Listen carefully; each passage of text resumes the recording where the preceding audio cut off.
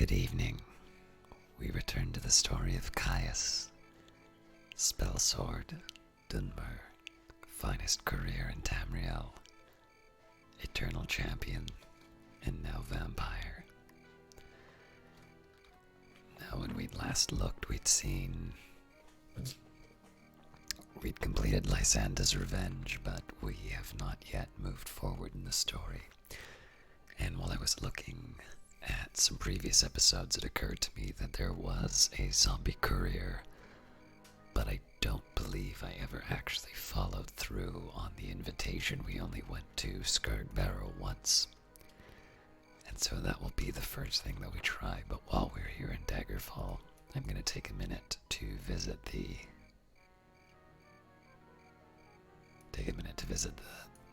Mage's Guild. As long as I have enough money.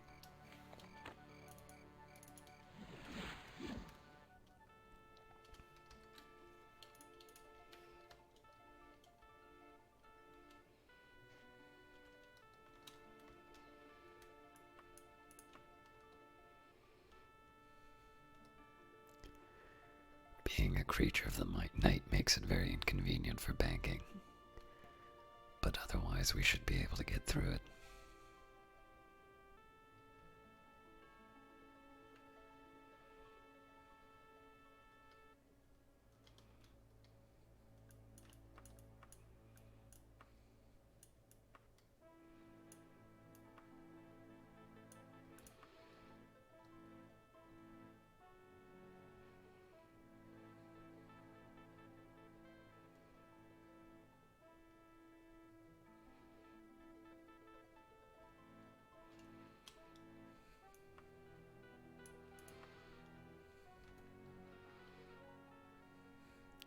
Now, of course, whether or not I'm able to train at the Mage's Guild is a question as to whether or not they recognize me as being the appropriate rank.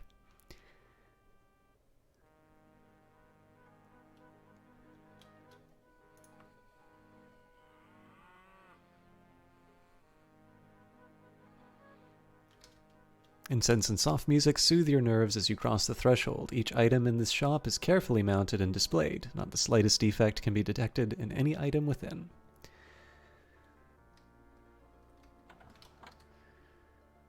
Alright, it's 9 in the evening, so I'll still be able to get out. You and the trainer practice for 3 hours. The trainer tells you to reflect on what you've learned and see if you can put it to good use. Alright, so we'll try and get our restoration up. And then I think Skurg Barrow is in the Dragentail Mountains.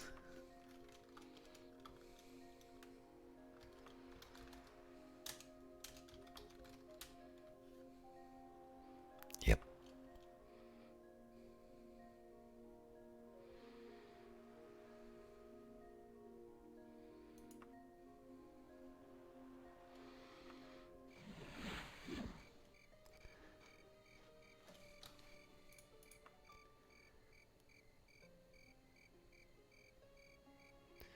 I'm going to make this 35 when it comes down to it because we have committed to the vampire.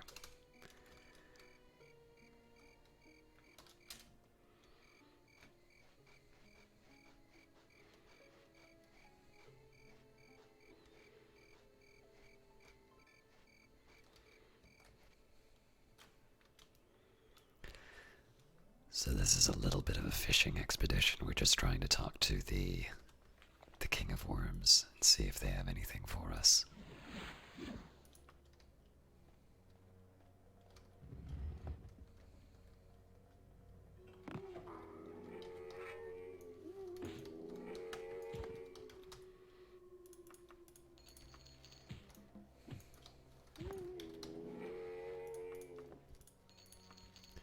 And we will read a book at some point, but I was going to do it on the journey, but let's start with some activity.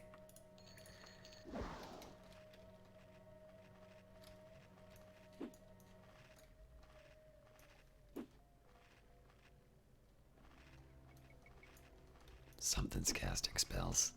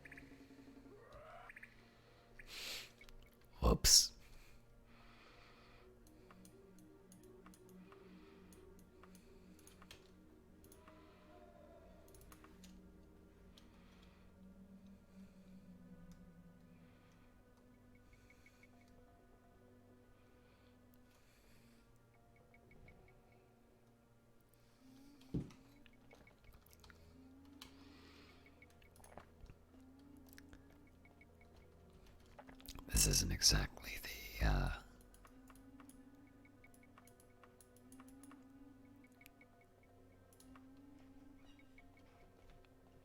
this isn't exactly how I remember it.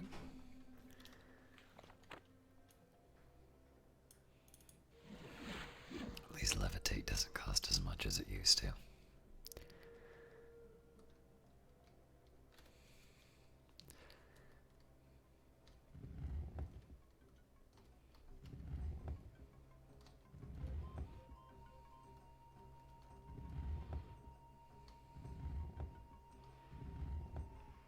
Alright, so only one other option.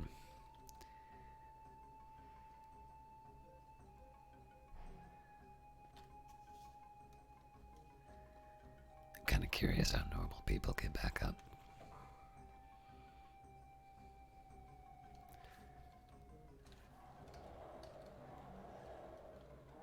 Surprise!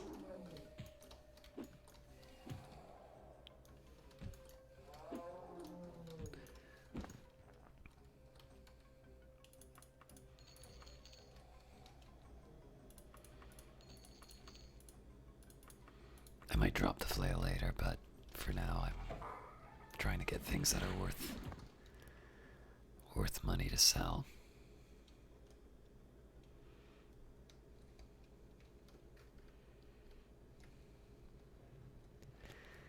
Unfortunately, it's been a very long time since I've gone to Skirk Barrow, so I have no idea where to find the King of Worms. There is a side of me that says that probably there would be a walkthrough, but I'm trying to avoid those as much as I can. So the next step is going to be to do the search. I seem to remember that we were able to find him last time with a little bit of trouble. And if we get too desperate, we'll just do a little reading session and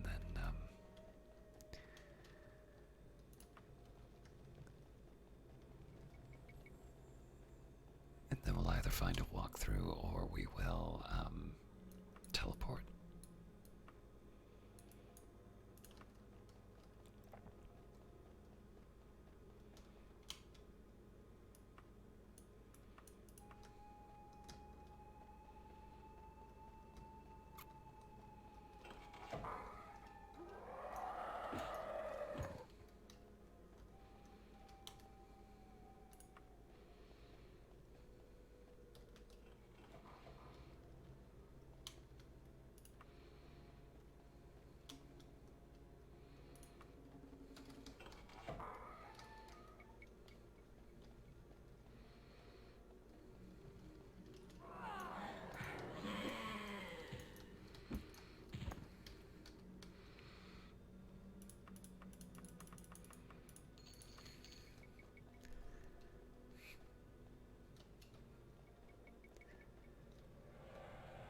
Just gonna take a quick moment and adjust my volume. It's a little quiet for me.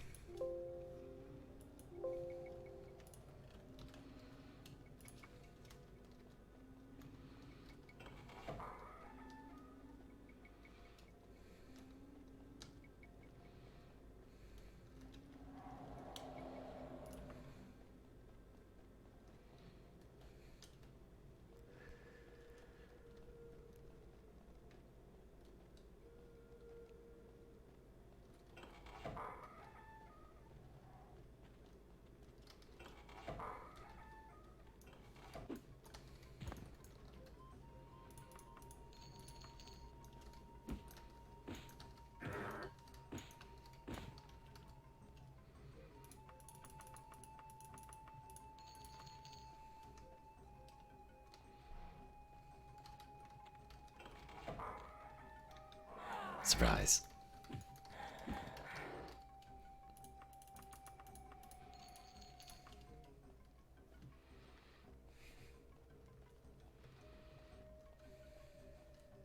So if memory serves, the message we'd gotten, I went back and checked the video, but it was something to the effect of, at least in the original quest, if we could survive the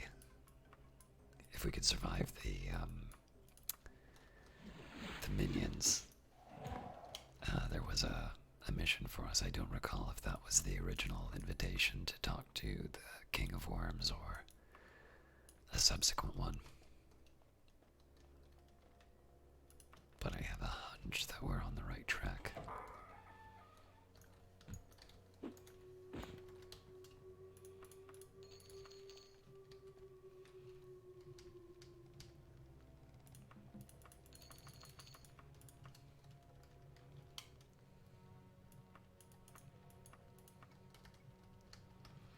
Alright, so it seems like there's a door higher up that we haven't gone through yet. What is it with these stairs?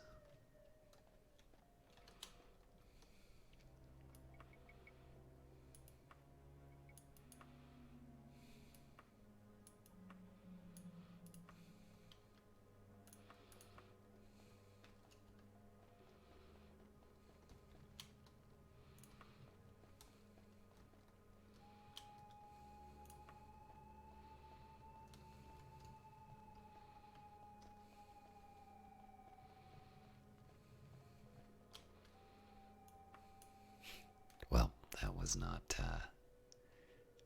as productive as I was hoping. All right.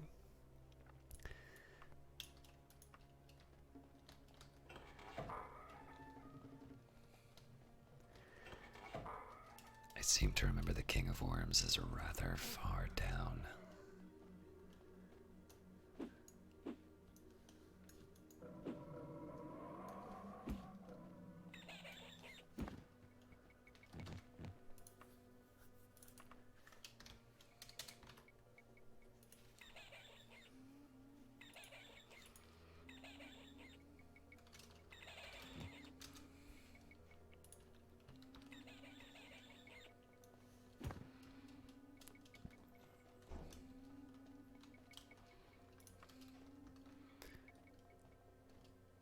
No, I think this might be the spot. It is. Well met, stranger. Any news? Chesterbury is said to be a hotbed of emerald smuggling. Must be well disguised.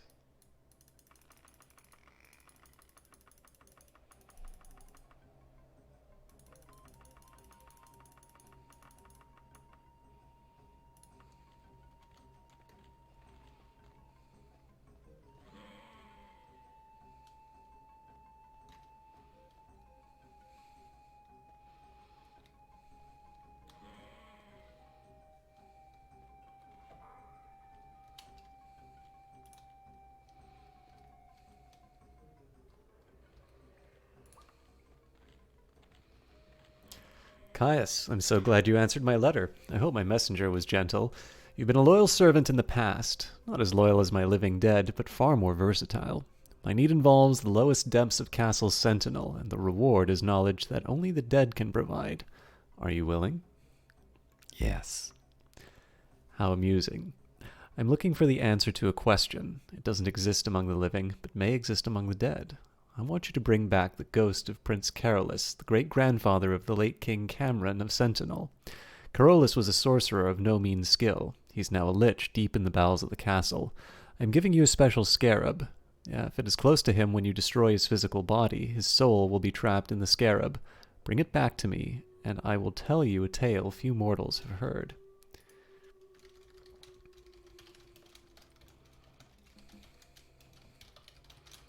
Sorry, this is Johnny Big Time who's messaging me, so you all know my fondness of his streams. Alright, so our hunch was correct, and we should have enough to... No, we do not.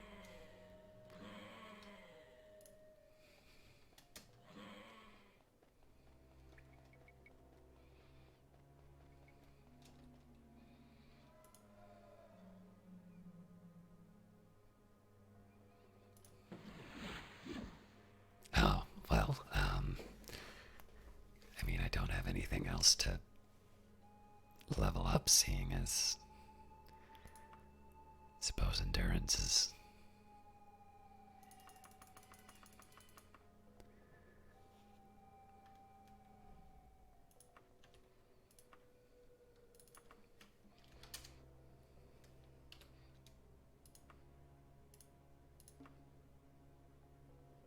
Restoration's just 2 away from where I want it.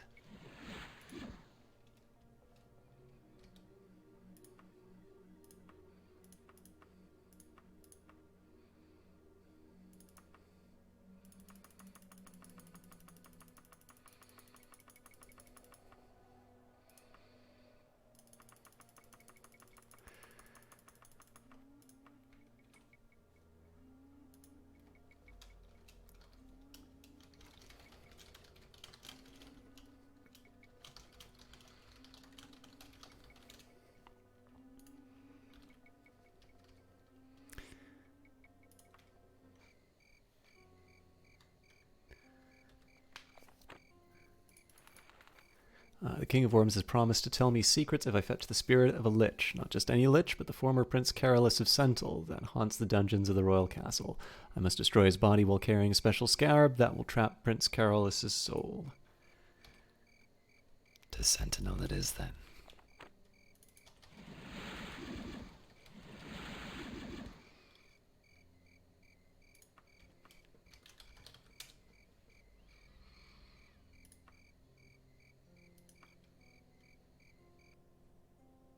It occurred to me that I could have saved a little bit of time by teleporting to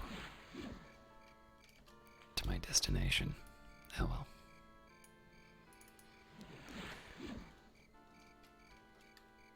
Now it's 4:51 in the morning, so in this particular case, I do not want to go to the Mage's Guild.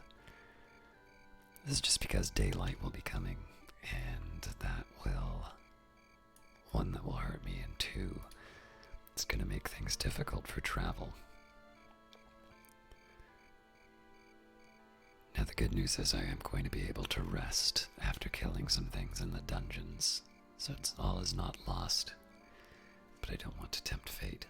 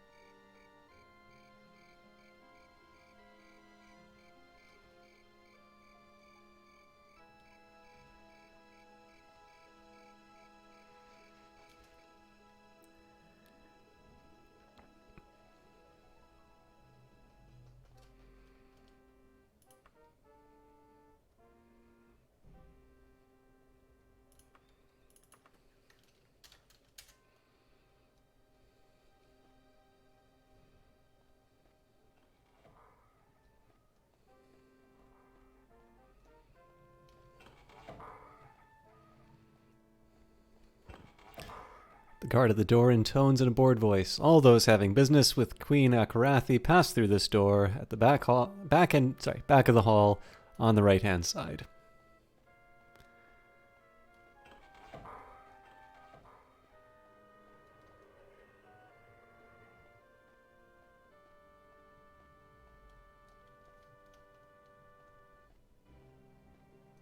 Trying to get to the dungeons, not to the throne room, but it might be one and the same.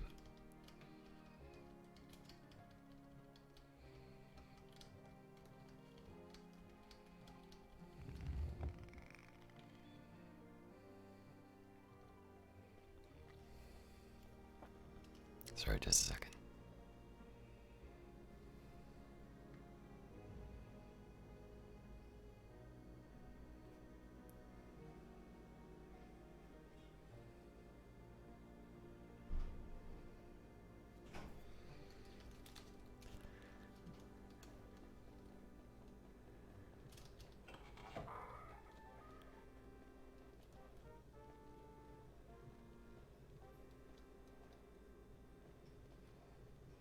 Hor of Alizad, good to see you, Caius. What an unusual greeting.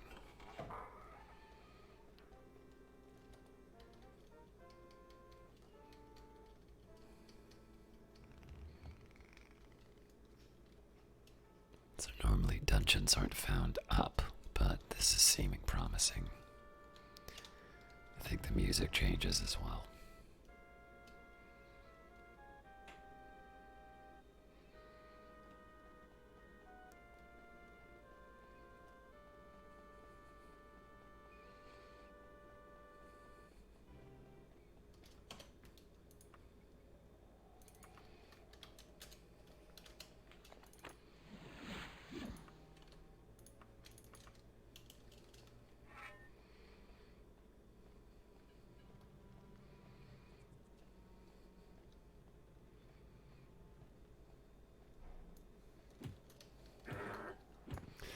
So obviously, before I found the light-free action as well as vampirism, I used to hate ghosts because they would paralyze you.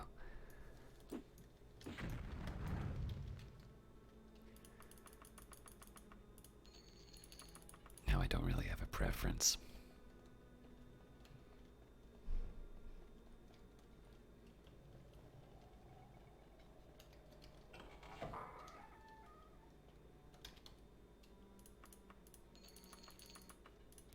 So I don't believe I'm particularly friendly with sentinels, so if we run into a couple guards here, well, that's unfortunate.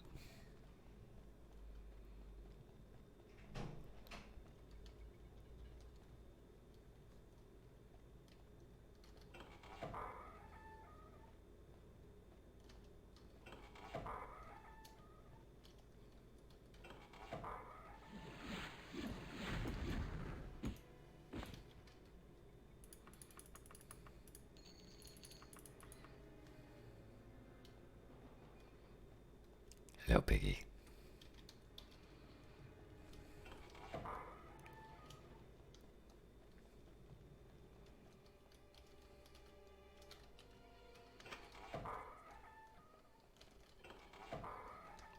Ah, yes, the famous, well worth it, locked doors.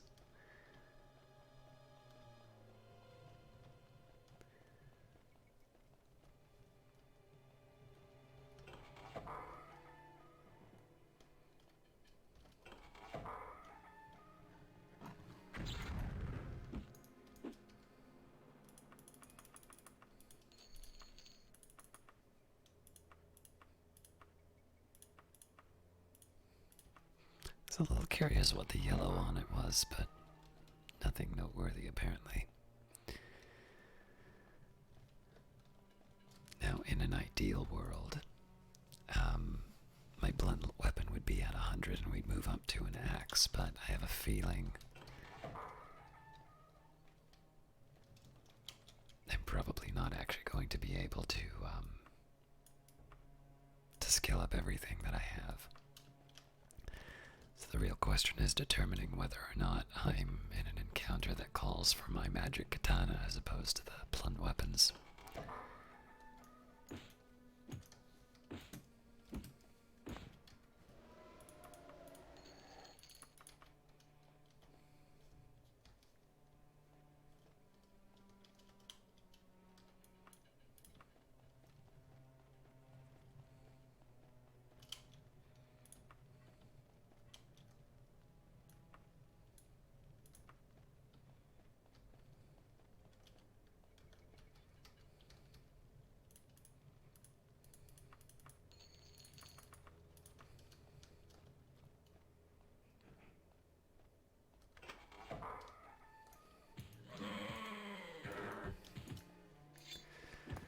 So the good news about an encounter like this is it's in a city, and it gives me a lot of opportunities to kill living creatures.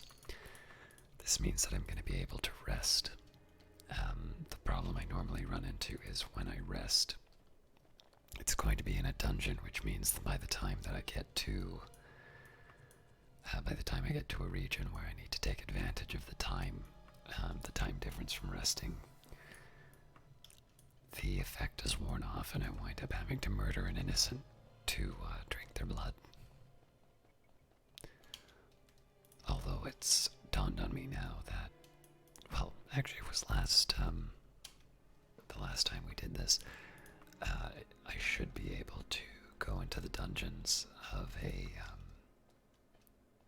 castle and be able to satisfy the kill a living thing condition.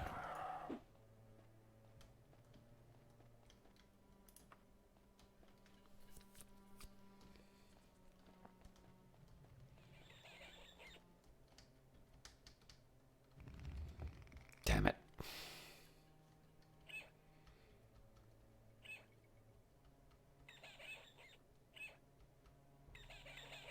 The problem, of course, is it's not obvious if I need to... Oh no, it is obvious where I need to go. Up.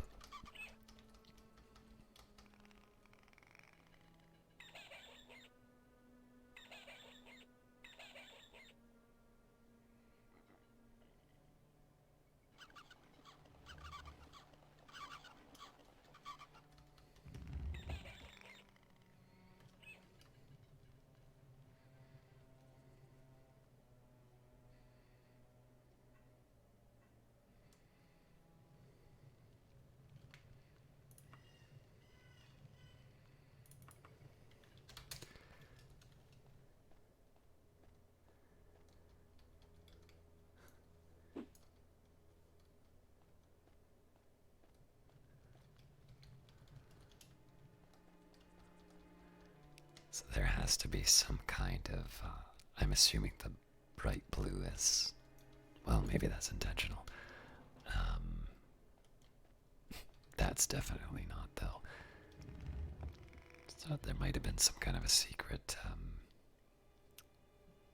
switch somewhere, but there really wasn't that much in the level, so.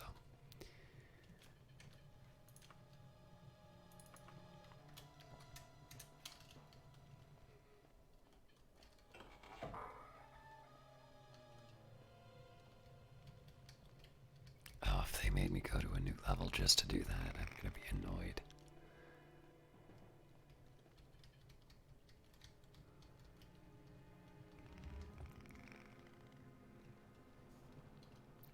Whoops.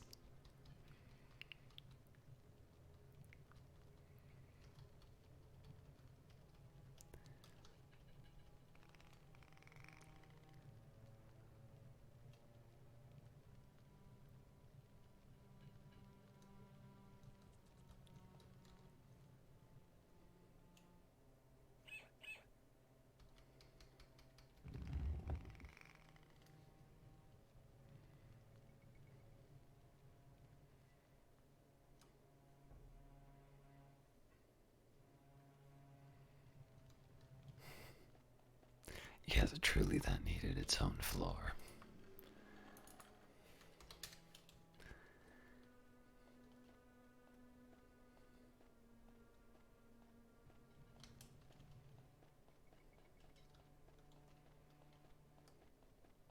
Hmm.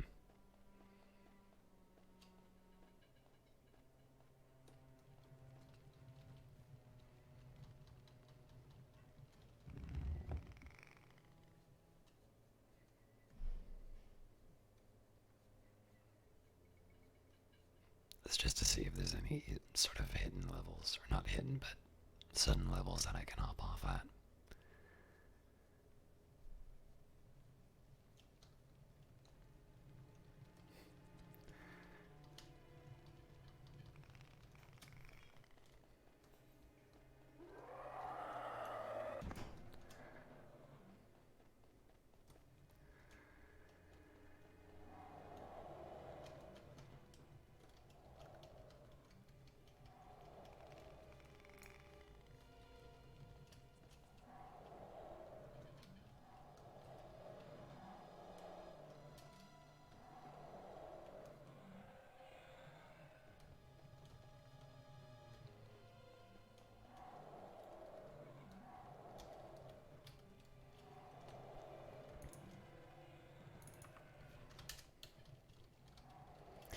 I'm gonna do my best with what we got here, but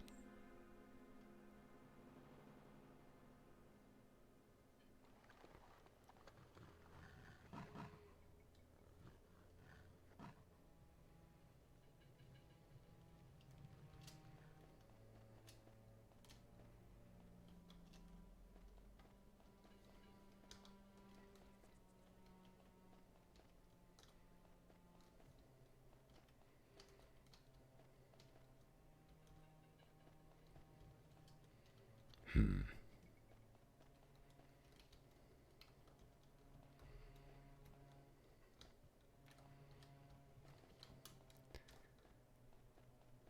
really should be heading back to those other levels to hit the switches, but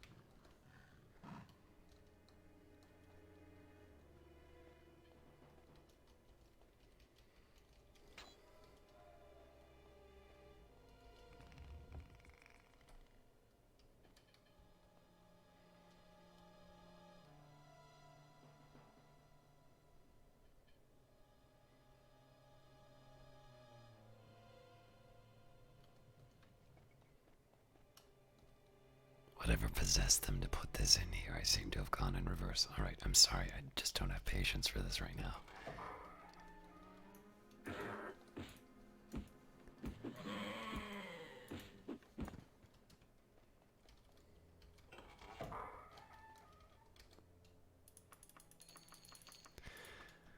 What I'll do is, whenever I encounter something like that, I'll just take advantage of the teleport to go to a different part of the level.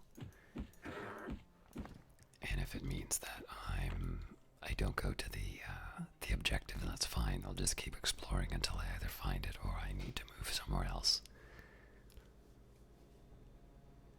I was going to make an effort to try and get past that, but it looks like that switch reversed all the progress that we'd made.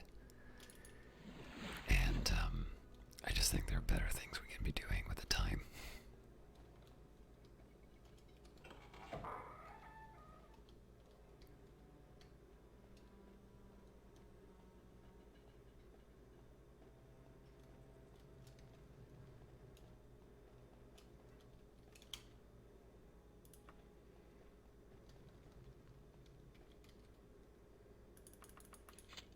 Now,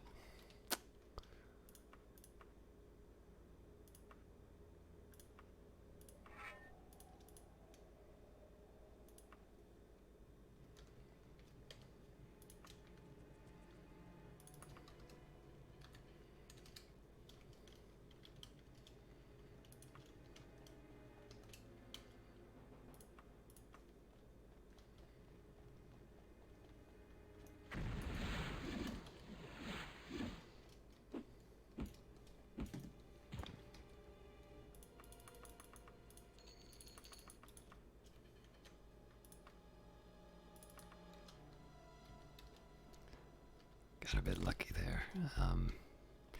The one sort of flaw, well, there's a number of flaws in terms of the character, but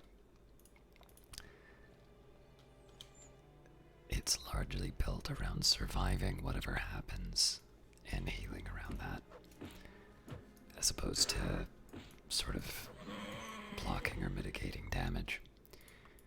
The big drawback with that approach is when you do get hit with a big hit, the heal usually isn't enough, and we've clearly run into that problem in the past.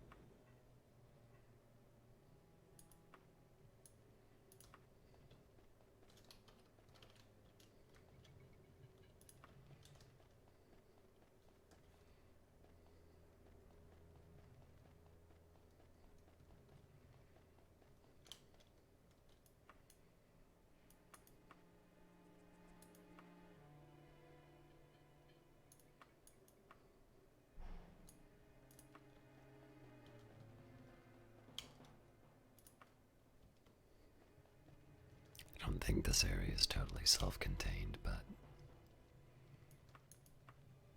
it's a little hard to find out where.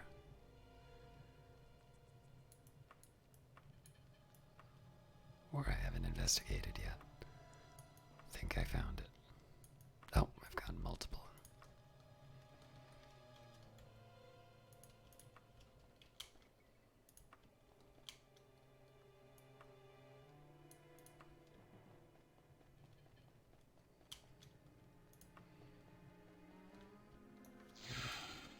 Ugh.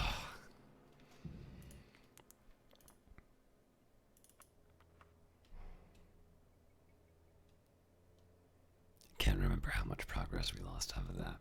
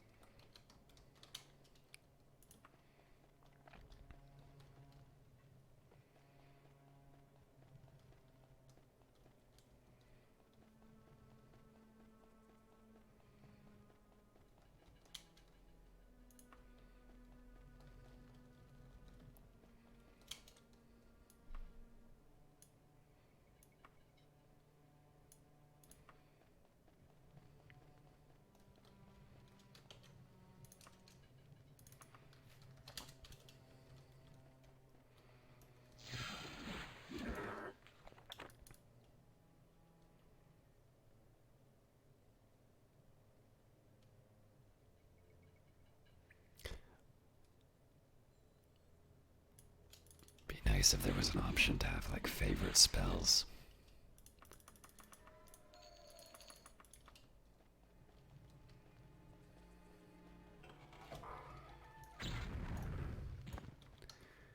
So it is kind of nice when somebody tries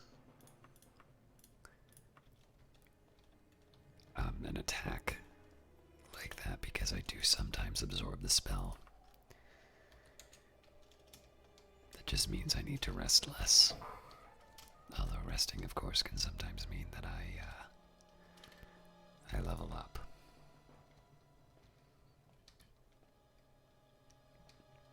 Alright, I think we're back to familiar territory. If I can't find a new passage, I will use the teleport, but looks like we found something.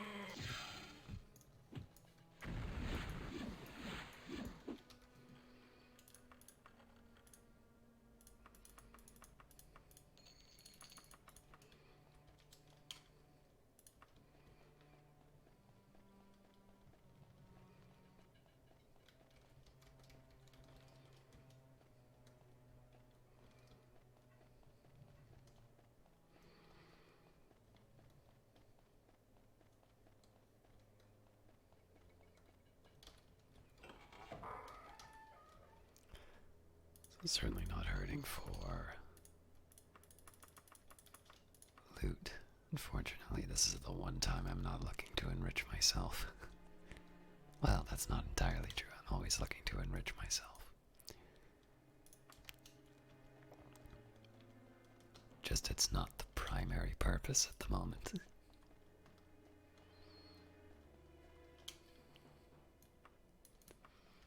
In fact, at the moment, I'm just trying to find a cure for vampirism. But I might as well do my duty.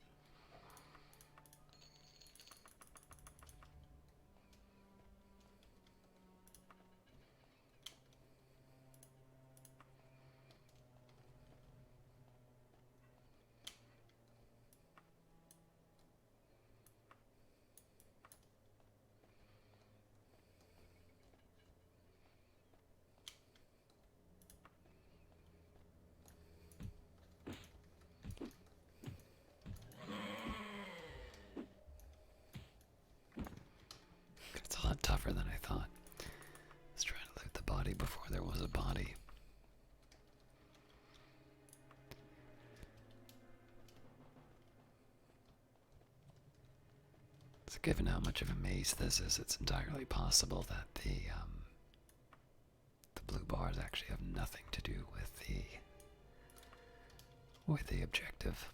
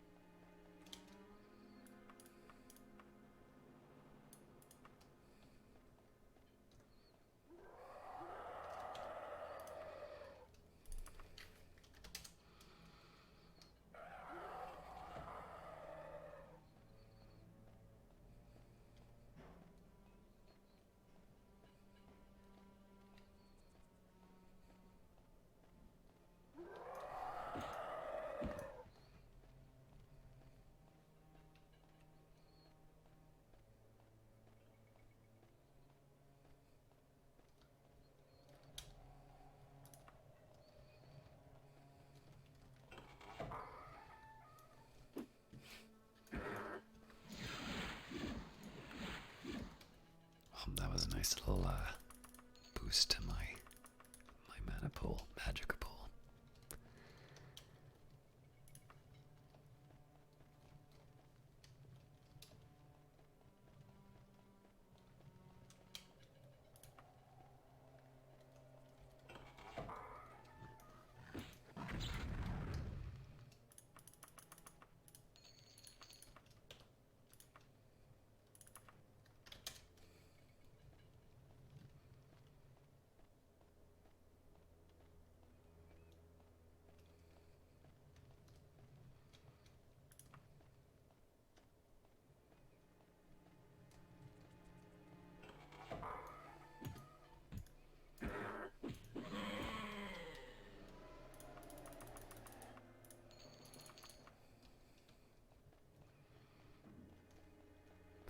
I wonder if the Kingdom of Sentinel knows that they have all these wraiths and orcs just sitting in their castle.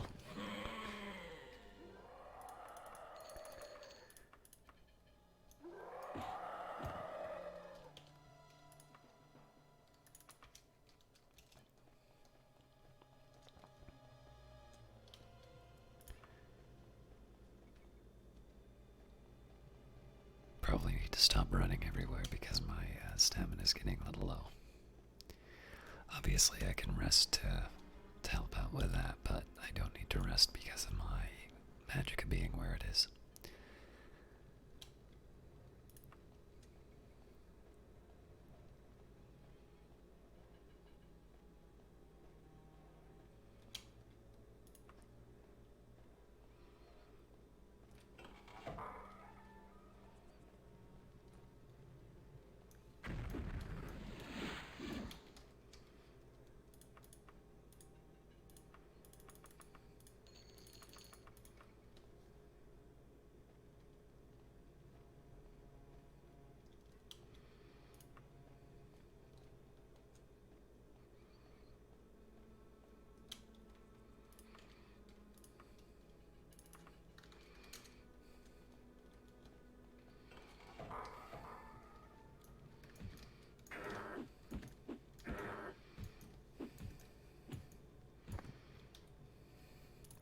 Something very delightfully inelegant about just hitting a guy with a large hammer over the head multiple times.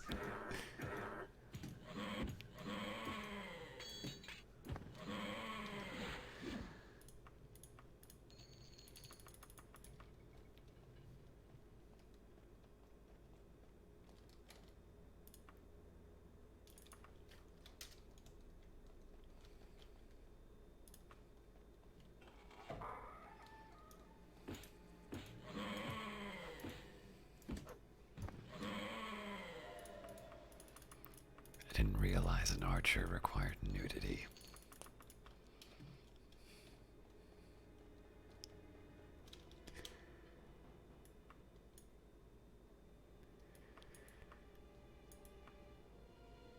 Okay, so it looks like we've been to most of these places already, but it looks like there's also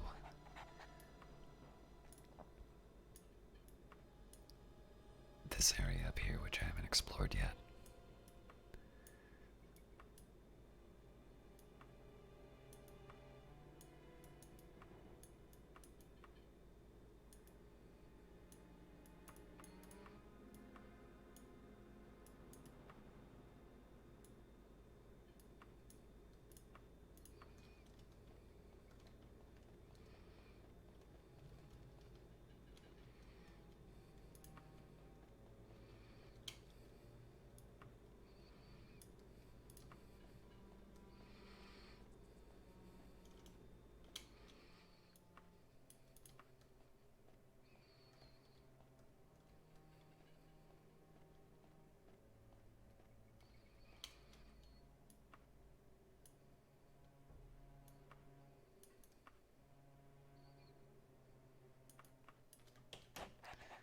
Alright, so there's obviously a spot I haven't checked out yet, but I don't know about my direct paths to it yet.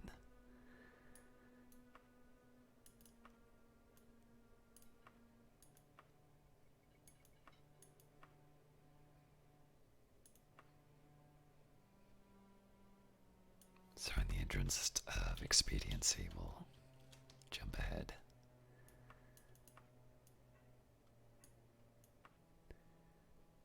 I've already explored all of this, so we'll move along. This is almost certainly the lich.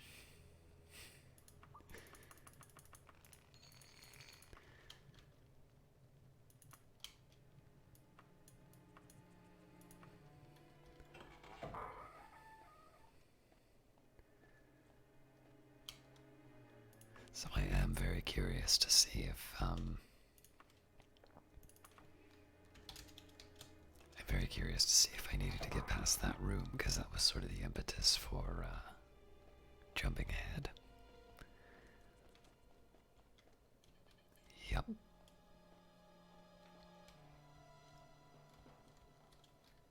So it would have been nice to try and figure that out, but again, just the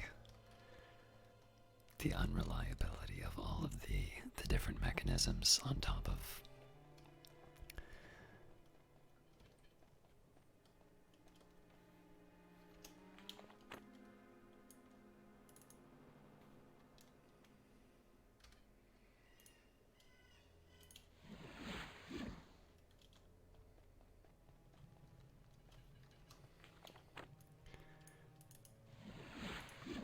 the very odd sort of structure that they have for those problems. I've decided that it'd be better not to. Okay, now, important thing here. We're going to go back into the dungeon. We are going to rest until daytime, or nighttime.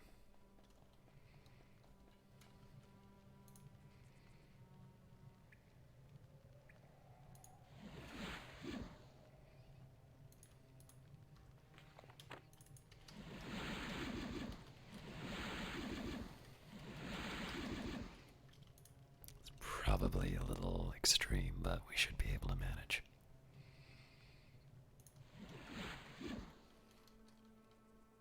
Ooh, I think I just...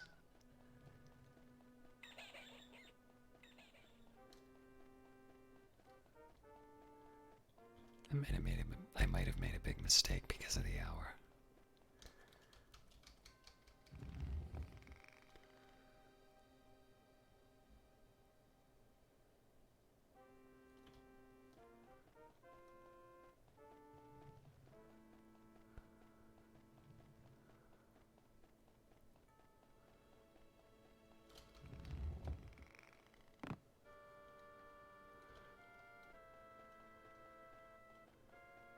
Gotta get out of here fast enough to fast travel.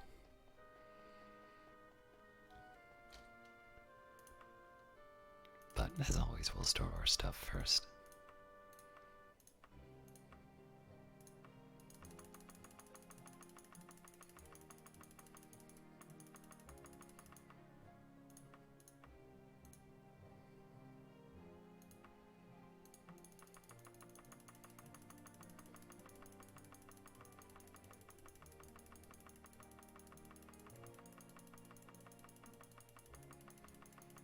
So normally I'd like to find a place to sell all of this, but I gotta be careful about the time that I'm doing all of these things at.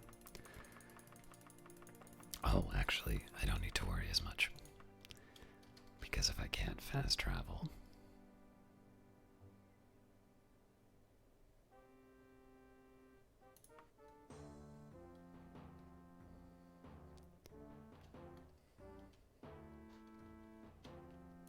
Yep, so what we do is we find the Mages Guild and we teleport.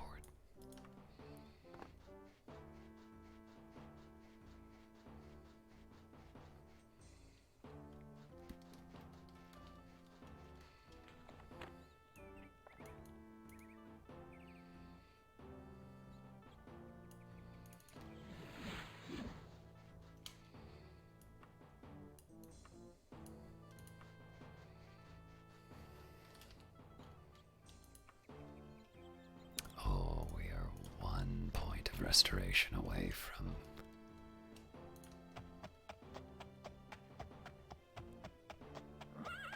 what we need.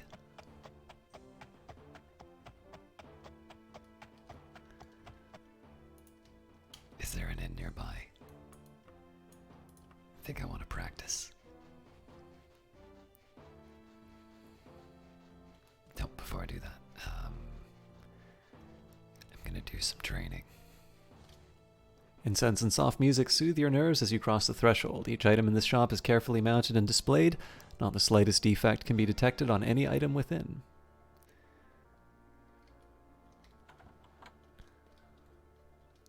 Now, unfortunately, I don't remember where the skill trainer is. You and the trainer practice for 3 hours. The trainer tells you to reflect on what you've learned and see if you can put it to good use.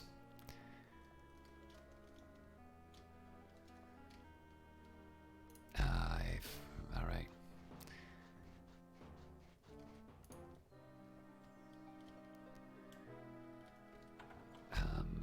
Because I can't rest.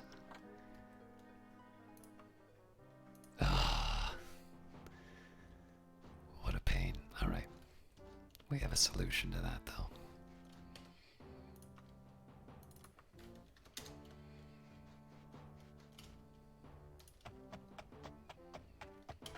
Actually, while I'm at it, we might as well take advantage of,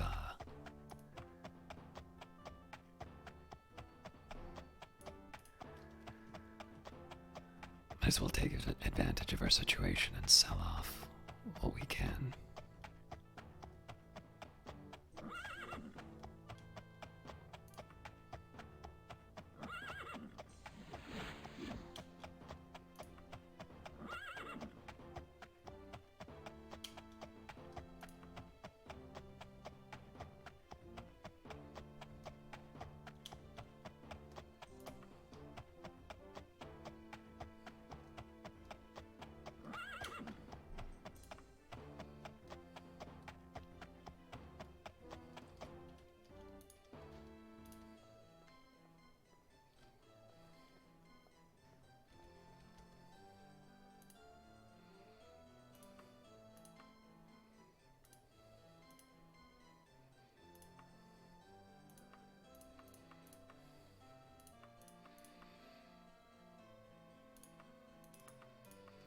Not bad, not bad. I'd give most people less, but for you, 83,421 gold. That's my absolute best offer.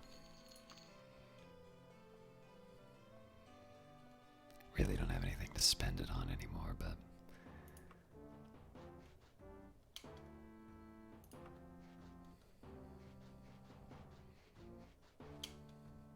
Alright, so Sentinel's best spices might take,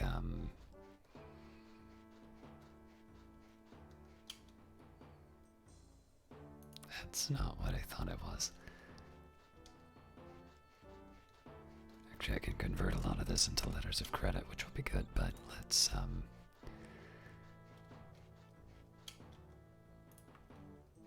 deal with my immediate needs of liquidity.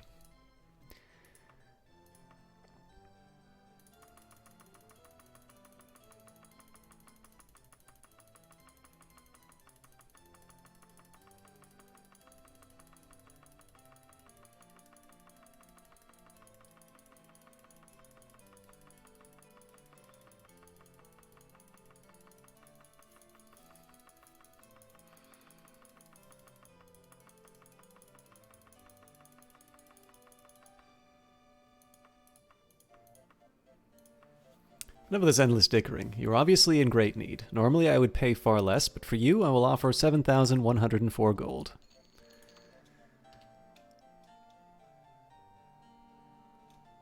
So already over 100,000 off of that.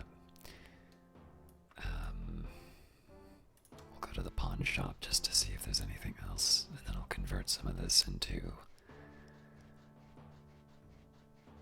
letters of credit.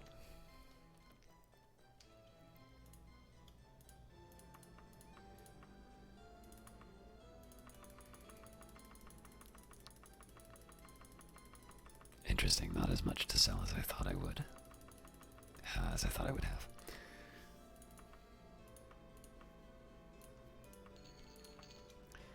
Now, while we're at it, I'm gonna get a few books down.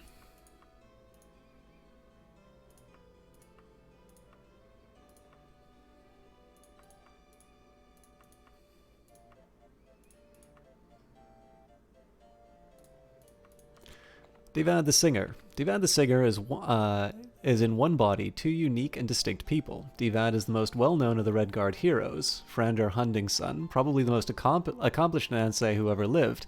Yet early in his life, Divad appeared to thoroughly have rejected the way of the sword.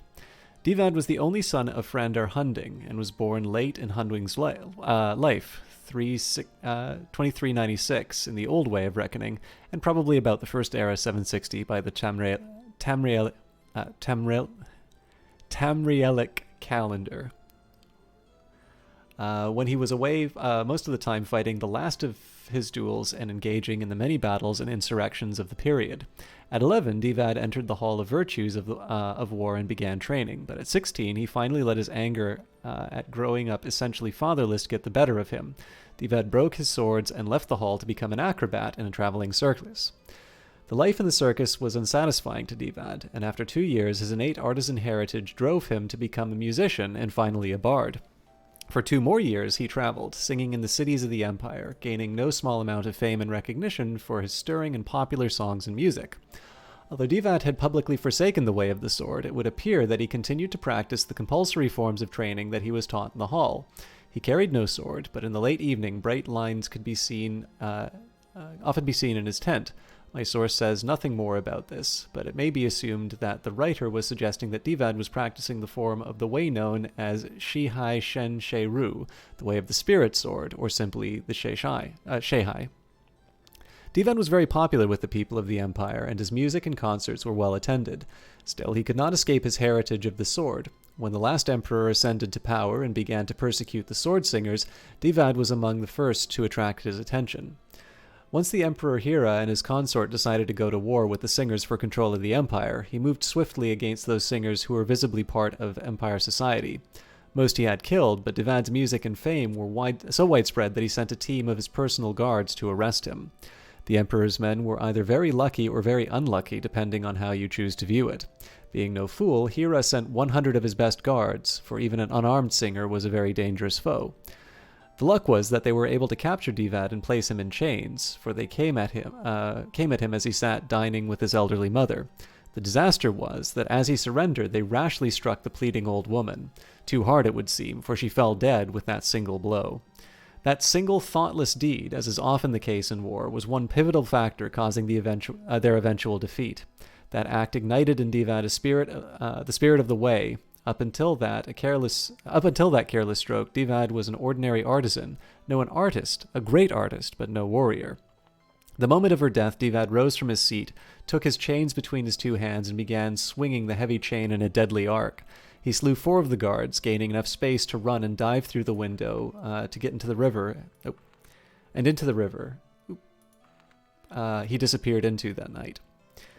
From that point, Divad was spotted many times and told of in many more rumors all across the empire, far more places than a mere mortal man could have ever been. At every point where Hira's men gathered to do mischief, the resistance was attributed to Divad. As Hira moved against the singers and began forming his army to invade the high desert, it was Divad who carried the news to the singers. Divad was among those who climbed the Hatu to find Hunding in his cave. What is not well known is that Hunding at first refused to take leadership of the singers. The first attempt to interrupt him at his death poem caused him to drive the elders from his cave. He even formed the Shehai in his anger. It was Divad who re-entered the cave alone to speak with Hunding. To this day, no one knows what was said, what happened in that cave. Scribes of the time reported bright flashes of light and angry voices. 5 long hours came and went, then both emerged from the cave, Divad at Hunding's side. The rest, as they say, is history. Divad, who had not completed training in the Hall of the Virtues of War, became an advisor to Hunding and spent his time reading the newly completed Book of Circles, but his role in the hammer and anvil strategy was as a simple sword singer and fighter. It was not until the singers fled their native empire and landed in new land that his story truly begins.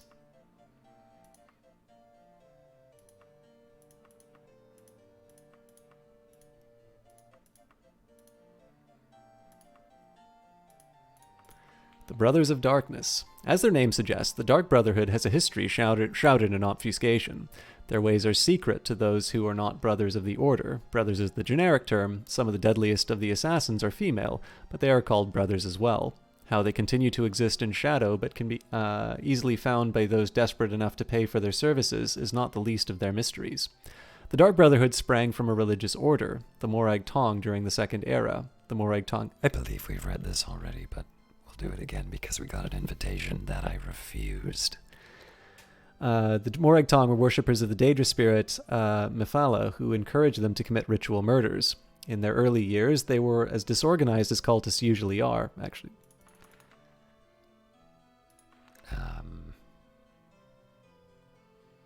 Yeah, sorry, we have read this before, and it's not as interesting as I remember, so. Confessions of a Thief. I'm a thief. Now, don't get me wrong, I ain't saying this out of pride, but I ain't ashamed of my occupation either.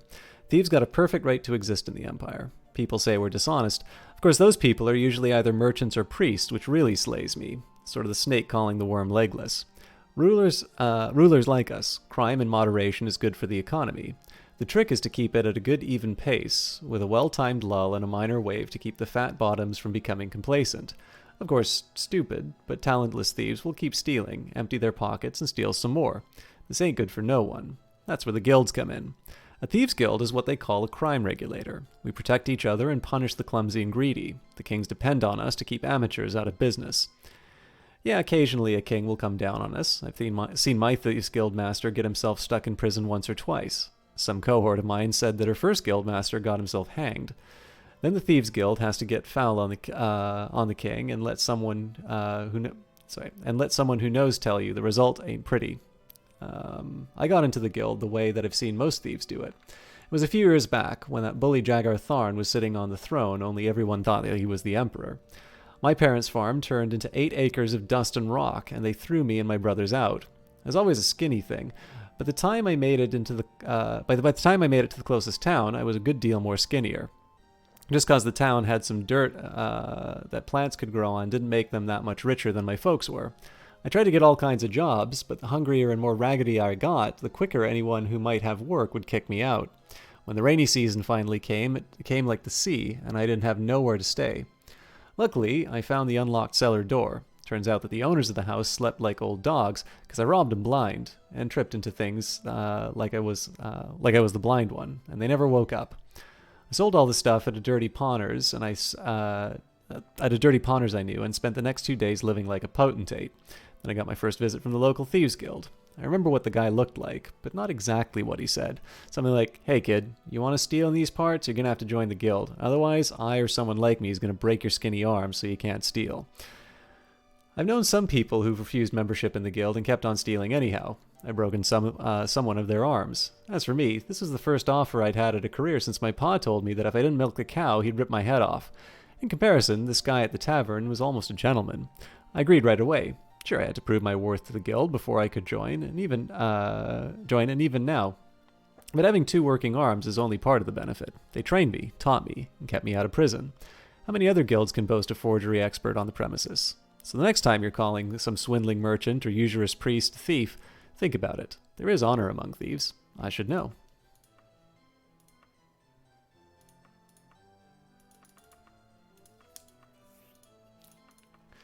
I've been meaning to read this one forever. Legal basics. Ignorance of the law is no defense, Be forewarned that the following are the most universal of the Tamralian laws and regulations. Your own local province or principality may have unique laws of its own. As a citizen of the Empire, it is your right and responsibility to know and follow these laws of the land. Breaking and entering. This refers to any act, including but not limited to opening, breaking, incinerating, magically transporting, or in any way causing a door, window, or other portal that has been magically or mundanely locked, or which a reasonable person would assume to be so restricted to be passable, and the act, though the act is not required for the definition, of entering the house, business, or public location through said defined portal. The punishment for the crime may include a fine or incarceration, or a fine and incarceration. The fine and incarceration, or both or neither, may be less in a crime of attempted breaking and entering. A crime of attempted breaking and entering is defined as any act that a reasonable person would perceive as the preparation for an attempt, whether successful or not, or perceived to be possibly successful or not, to bring about the opening, breaking, incinerating, magically transporting, or in any way causing a door, window, or other portal that has been magically or mundanely locked, or which a reasonable person would assume to be so restricted to be passable, and the act, though the act is not required for the definition, of preparing or attempting, whether successful or not, perceived to be possibly successful or not, entering the house, business, or public location through said defined portal. Trespassing. This refers to walking, flying, riding, teleporting, floating, or in any way moving or existing on a property without the explicit written or spoken permission, or permission a reasonable person might infer, of the owner or caretaker of the property. The punishment for the crime may include a fine or incarceration, or a fine and incarceration. Assault. Any threat or attempt, whether successful or not, to do physical, emotional, mental, or magical harm or injury to another person, a group of persons, or an entity a reasonable person might accept. It might assume to be sentient. The punishment for this crime may include a fine or incarceration, or a fine and incarceration. Murder. Any act of premeditated or malicious, or premeditated and malicious, or an act that a reasonable person would call premeditated and malicious, or premeditated or malicious, or accidental but criminally intended, or what a reasonable person would call criminally intended, purpose that results directly in the death or destruction with implied death of a person, group of persons, or an entity a reasonable person might assume to be sentient. The punishment for this crime may include a fine or incarceration, or a fine and incarceration. Criminal conspiracy. Any meeting, communication, or encounter with the purpose, or which a reasonable person might assume had the purpose, of preparing or arranging a crime of any kind, or crimes of any kind, to be committed or caused to be committed. The punishment for this crime may include a fine or incarceration, or a fine and incarceration. Vagrancy. Any act of idleness, disorder, begging, or conduct unbecoming a person with occupation, gold, or a home, or occupation, gold, and a home, or occupation, or gold, and home, or occupation, and gold, or home, or occupation, and home, or gold, or what a reasonable person would consider idle, disorderly, beggarly, or unbecoming. The punishment for this crime may include a fine or incarceration, or a fine and incarceration. Smuggling. Any act of bringing in, taking out, teleporting, or causing to be brought in, taken out, or teleported an object considered illegal, or, if not illegal, requiring an import or export tax which is not paid. The punishment for this crime may include a fine or incarceration, or a fine and incarceration, and will include confiscation of the offensive or illegal object. It may also include, but not be restricted to, execution or banishment, or execution and banishment. So smuggling is a heavier punished crime than murder. High treason. Any act against, whether directly or indirectly, or any non-action which results in circumstances directly or indirectly against, an allegiated sovereign or by a vassal to a liege resulting, or what a reasonable person would assume would result, in physical, emotional, mental, or magical harm or injury in said sovereign or liege. The punishment for this crime will be death. Pickpocketing. Any act of stealing or taking, or without explicit written verbal permission, or what a reasonable person would infer as implied permission, an item or items a person, group of persons, or entity a reasonable person might assume to be sentient has on his, her, its, or their own person. The punishment for this crime may include fine or incarceration, or a fine and incarceration.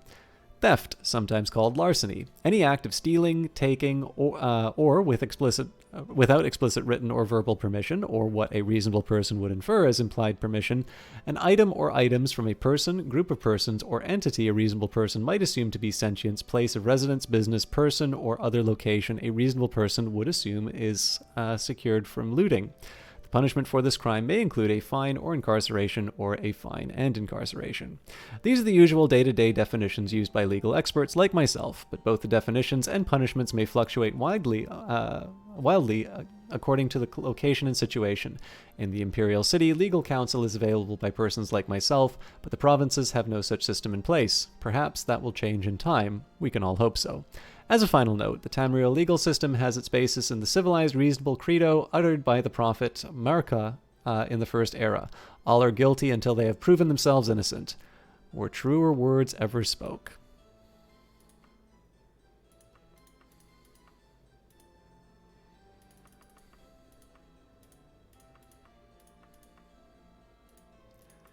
A Tale of Kieran. Librarian's note: the recorded tales of Kieran the Bard fall into three categories: the Woodland Cycle, Castles and Kings, and an unnamed cycle of lusty tales, recently destroyed by mysterious accident. Some are in the Bard's own hand, while others, mere shadows of the original, remain only as bedtime tales for children. The structure exemplifies the hilaical form favored by listeners around the hearth on a long winter's eve. As to whether they describe real events, be allegory, or mere entertaining fancy, the reader must decide. We may have read this before, I'm not sure. 1. Kieran was on the road from Wren to Fairtree when he grew weary of the midday sun. His boots were tight. I'm almost certain this is true, one we've read. And thought to remove them for a bit of the shade of the nearby oak. If this is the one where he finds like a succession of things that don't want him to eat them. Yeah, we have read this one.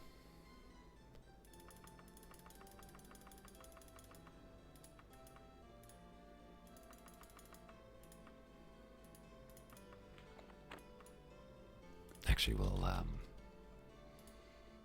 leave that for now, and we'll just sell off a couple of the ones we've already read.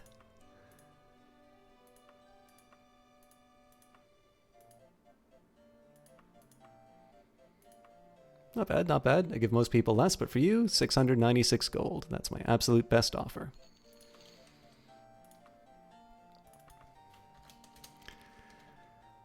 All right. So now we're going to go to the bank to turn this into a letter of credit.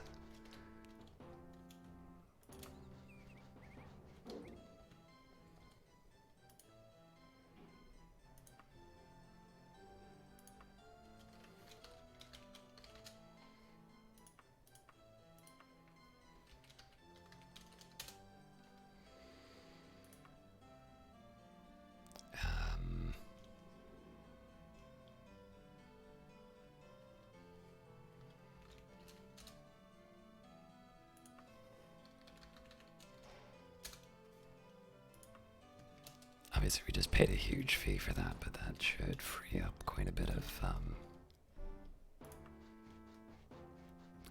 space.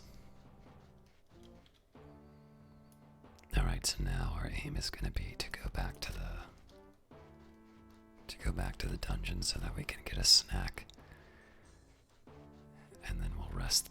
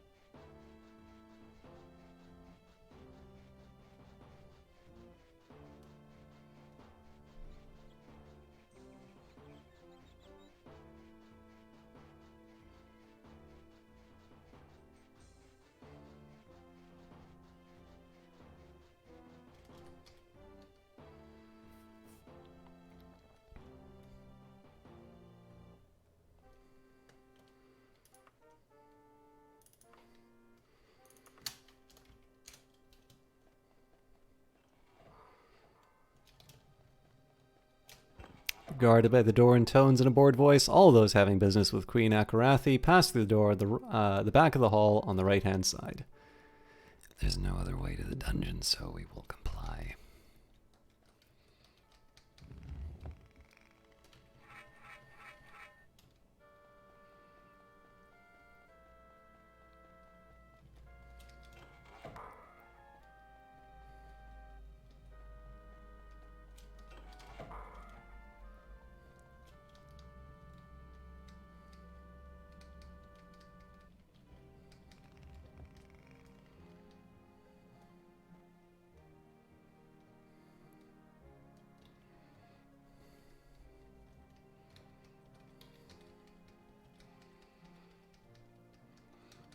nice trick here is that I don't need to worry about paying for an inn.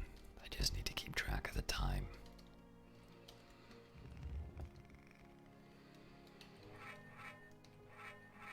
Although we do get interrupted by enemies, obviously.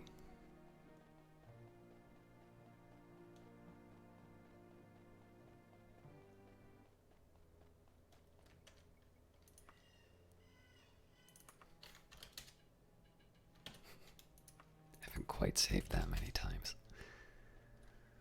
Alright, so we have a lot of work ahead of us.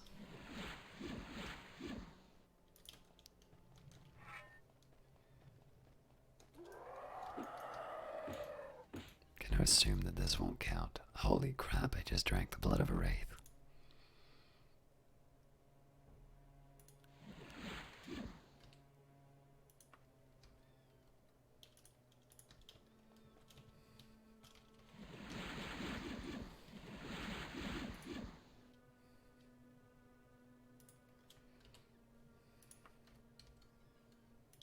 Right, 7 seems like a reasonable hour.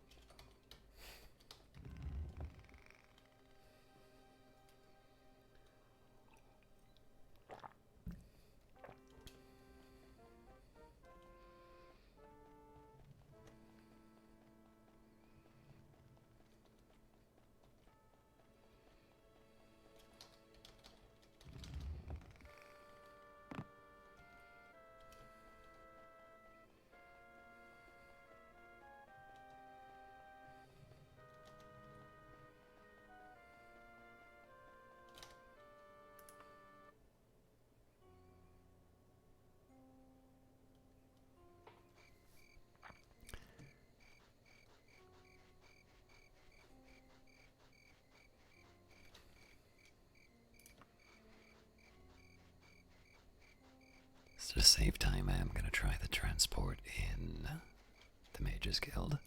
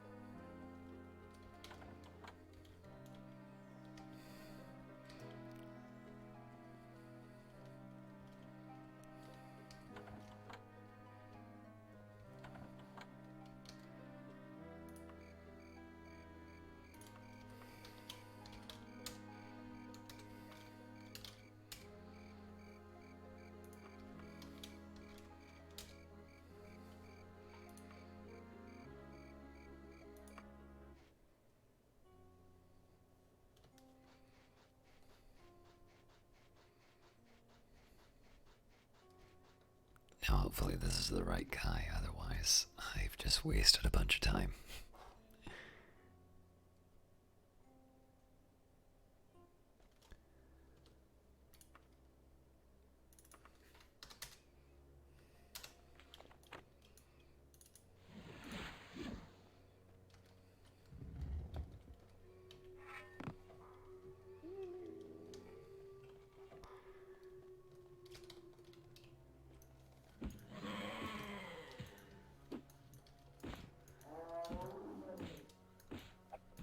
So if I can go down, that's past. I just don't really remember the path from last time. My god. I screwed up. Ah.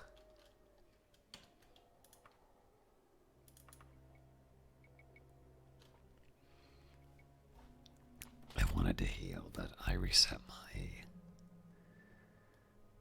my anchor instead.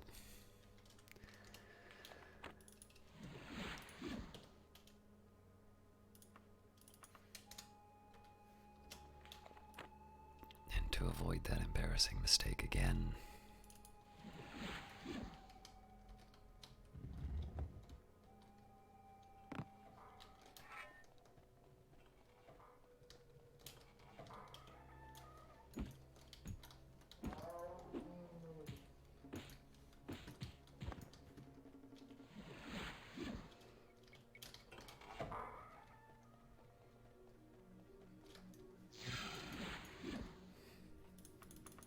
Forgot to loot the other guys.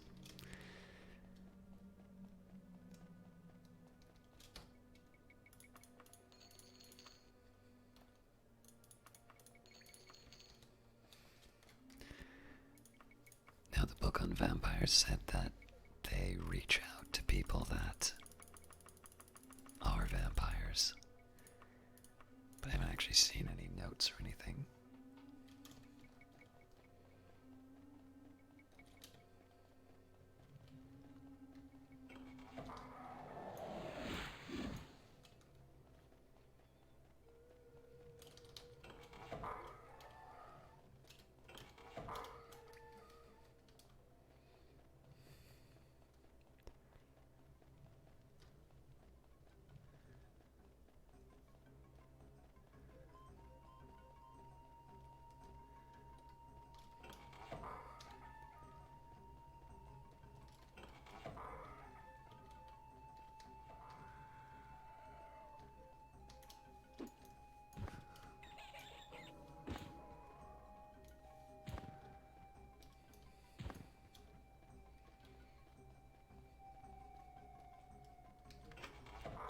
That was pretty straightforward, actually.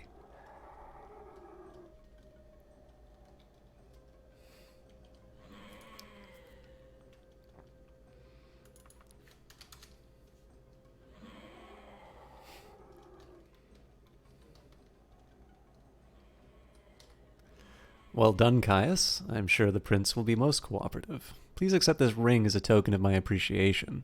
In addition, I've decided that it's time for someone outside of Tiber Septim's line to know the truth about the Underking. As you know, Tiber Septim was the first emperor of Tamriel. Toward the end of his wars and of conquest, he betrayed his battle mage, Zurin Arctus.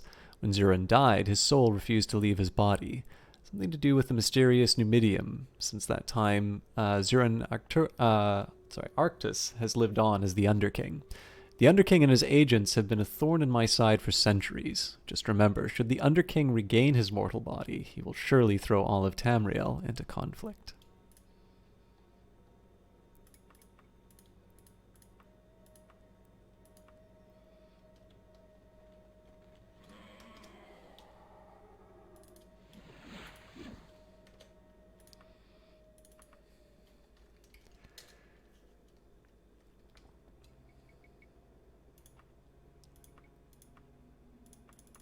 Not too much stuff to loot, but doesn't hurt to clean out the inventory.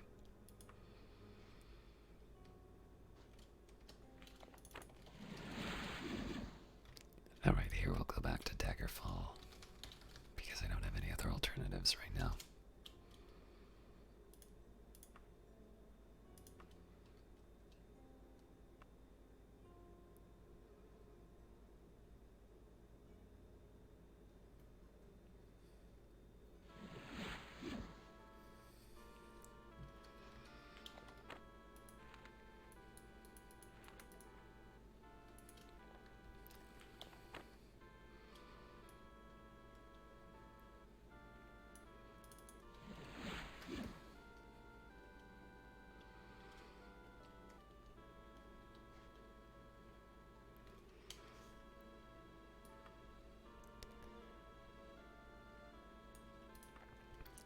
Alright, so it's 6 in the evening, so we've got plenty of time.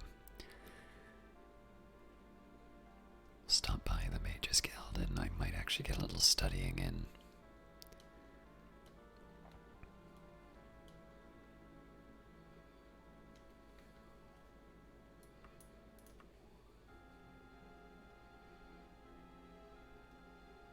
Because we're sort of back to this case where I don't have a direct answer about what my next move should be.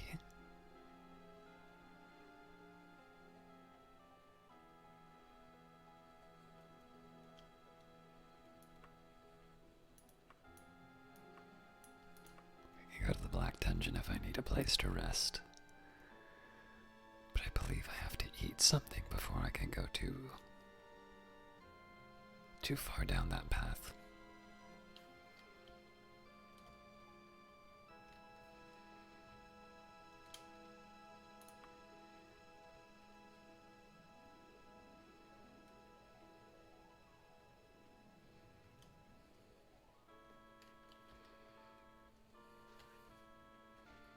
Incense and soft music soothe your nerves as you cross the threshold. Each item in the shop is carefully mounted and displayed. Not the slightest defect can be detected on any item within.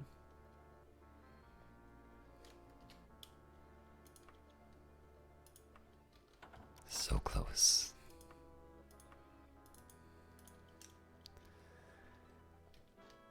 A cheerful young woman hands you a letter and then walks away whistling.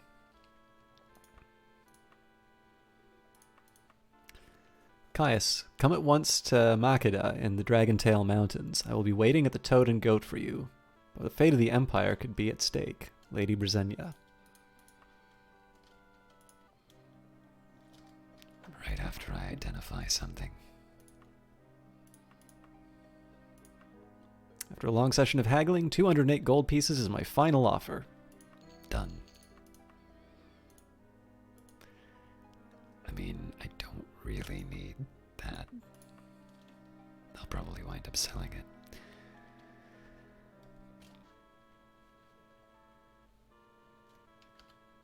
Oh, damn it. I didn't save properly. Ah, that's such a bad one too, because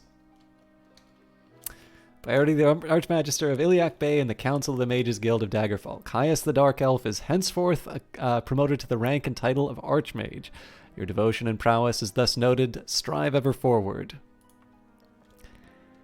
that's fine. That was going to happen one way or the other. I just wanted to do this.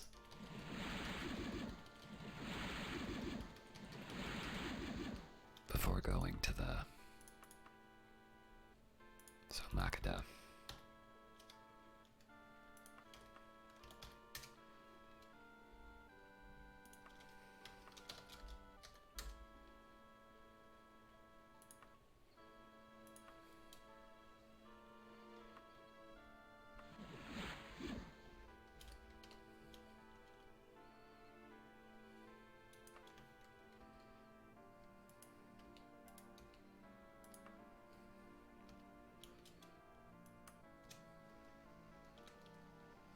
I wonder what temple that is.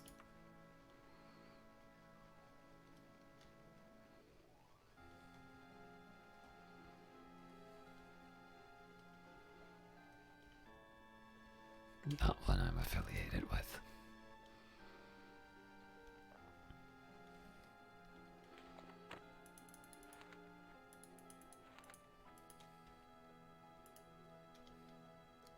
Enemies nearby.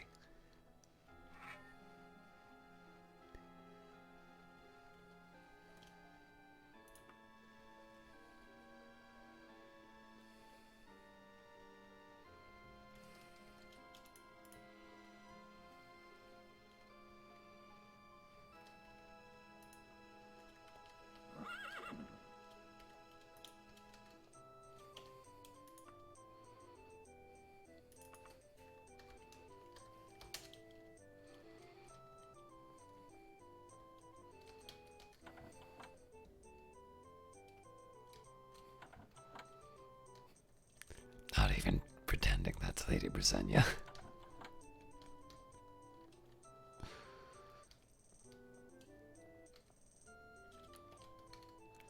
Caius, I'm glad you could meet me here. The Blades and your Emperor need you again. You may or may not be aware that the Totem of Tiber Septim has been found. For a brief time, Lord Woodbourne of Wayrest had it. Where he got it from is still a mystery. The Blades mounted an assault on Woodbourne Hall to retrieve it. Although the hall fell, many of our number fell with it. We sacked the Woodbourne Hall, but the totem was gone.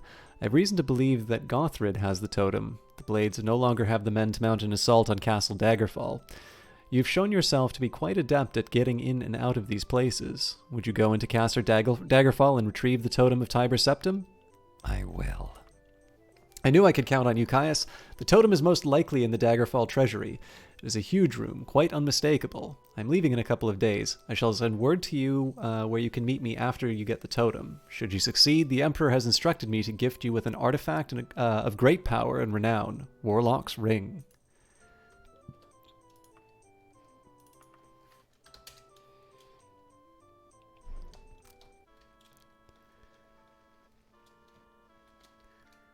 Still may not have found a cure for vampirism, but I'm definitely getting work done.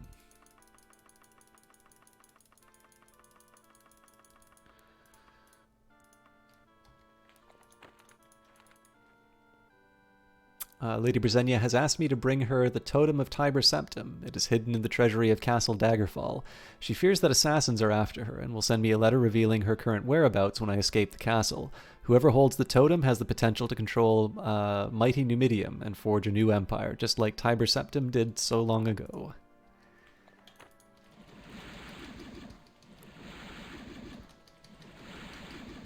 I don't think we have a Mage's Guild. Nope, we're traveling the old-fashioned way.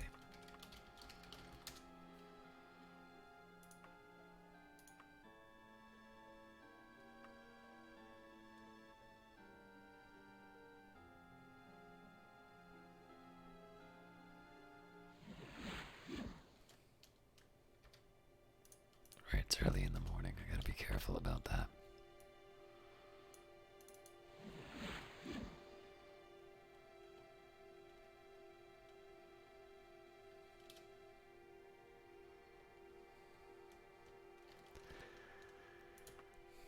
So, I mean, the actual severity of boosting the skills isn't too bad because of all the traveling we've been doing.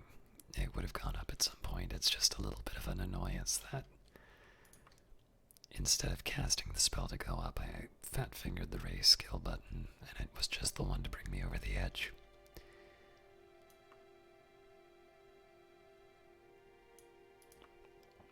But it's not like it's the first time we've used some of the tools added to the game after the fact to get over problems like that.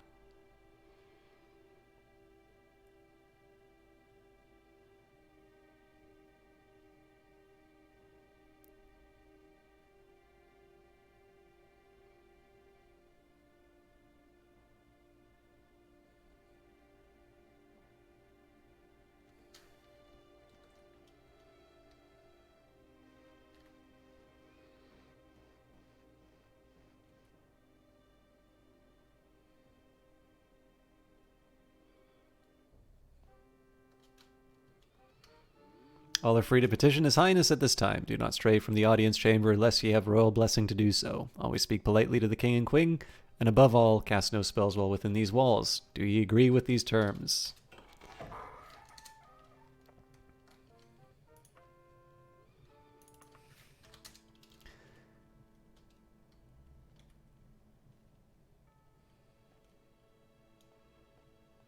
I don't remember where the dungeon is.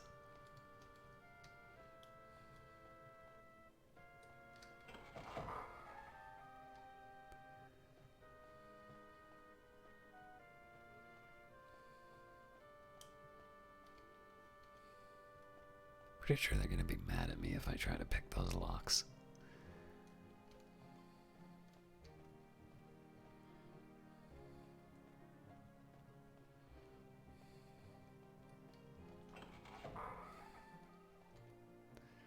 Somewhat complicated mission that needs a fourth man involved. It might take a couple of days to accomplish, but would mean an extra 806 gold in your pocket. Sound intriguing?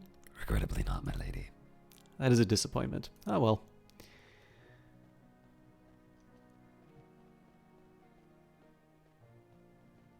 Oh, they're already mad.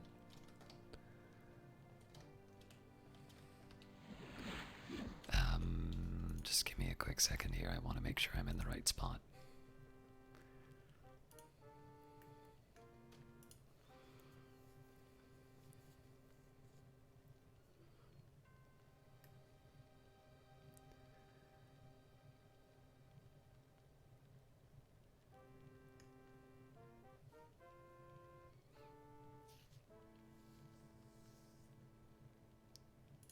All right.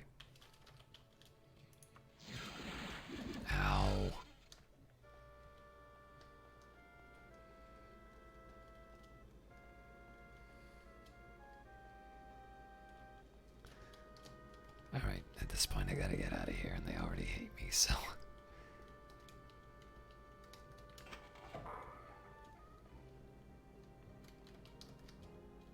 The Cliffs of Solitude. Good to see you, Kais.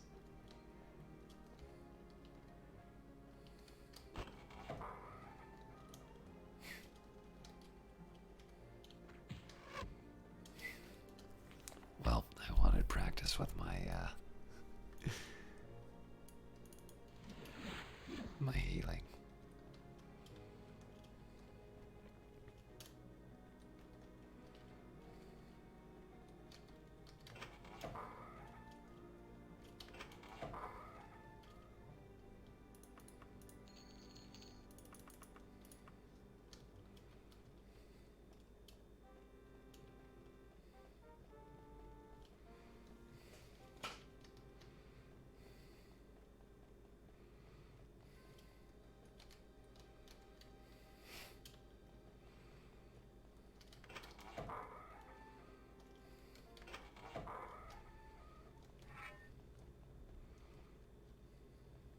So what's the other place like?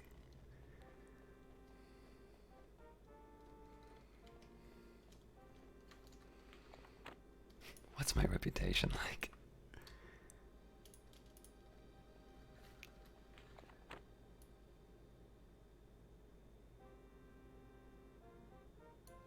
It's a bit expensive, so.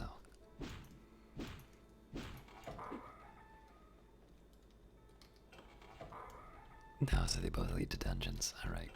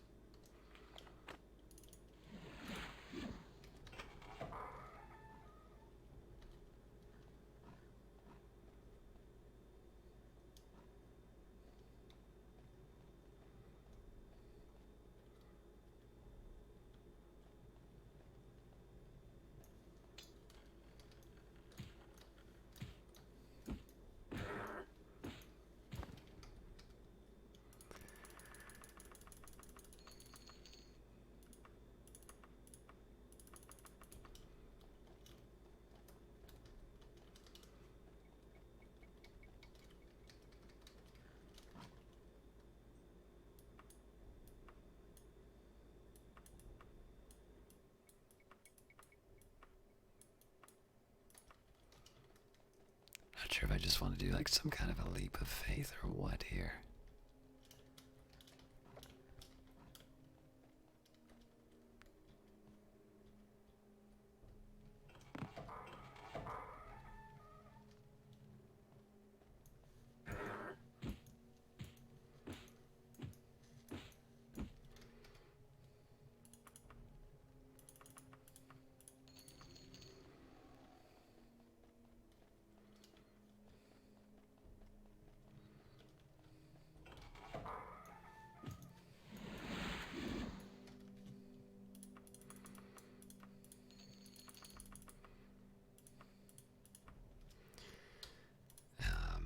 What do they describe it as again?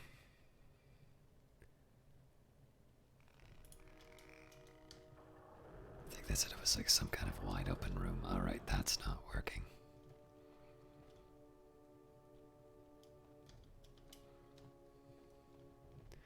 Generally, the moat is supposed to be outside of the castle.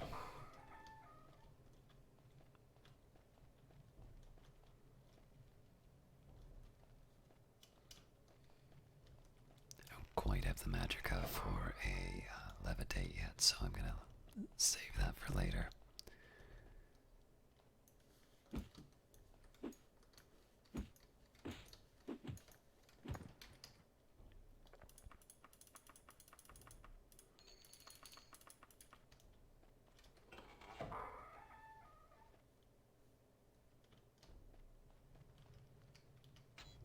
This looks tempting.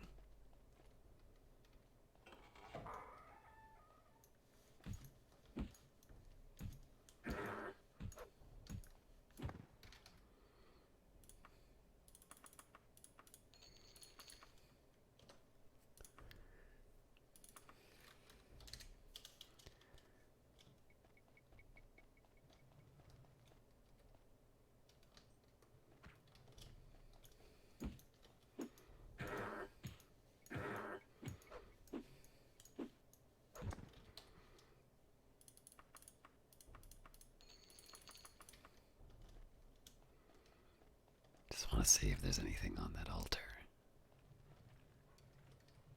Doesn't look like it.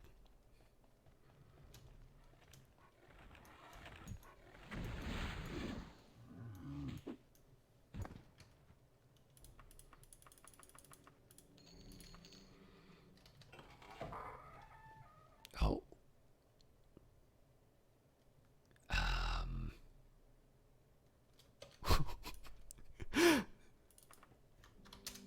Hi. Ah.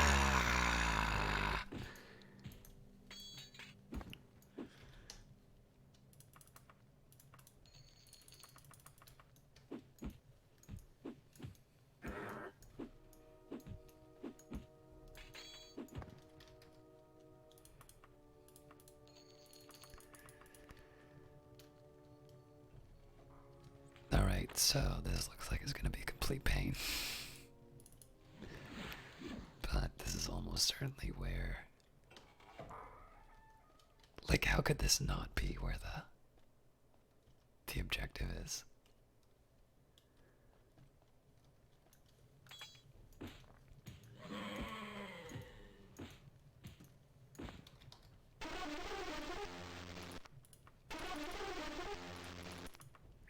That's the big climactic battle music.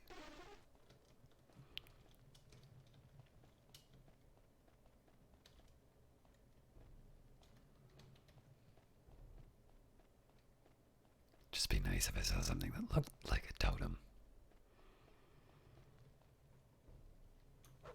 Hi.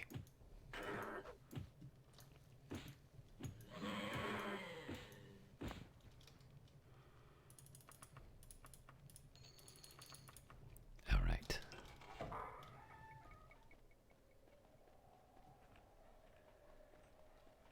First thing I'm going to look for are sort of levers.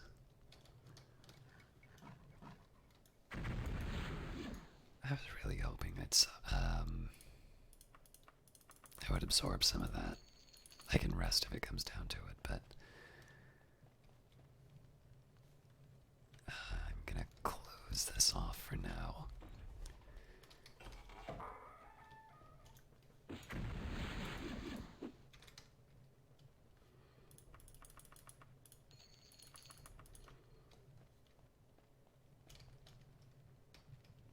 Sometimes when you touch these, you get teleported, but no such luck there. Alright. So, as always, if the puzzle becomes too frustrating, I have the outside option of... Cool. I always have the outside option of teleporting directly into the treasure room, but I really do want to try and solve this if I can.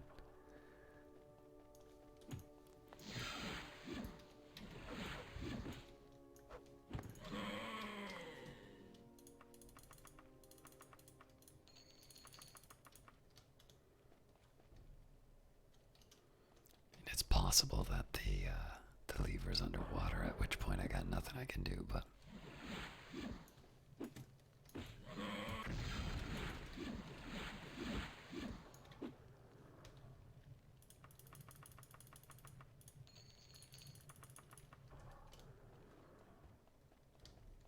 Doing pretty well for wealth, though. Oh, this is the same room, drat. Oh, there's a lot to do here.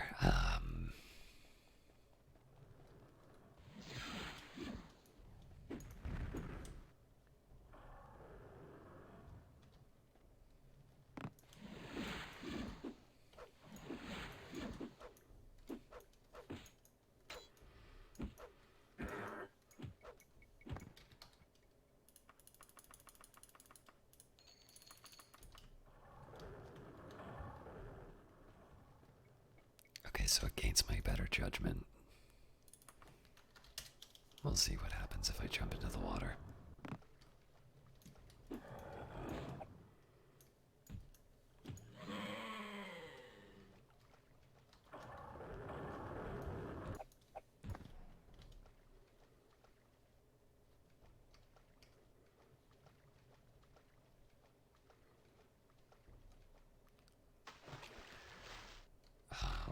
is it like this?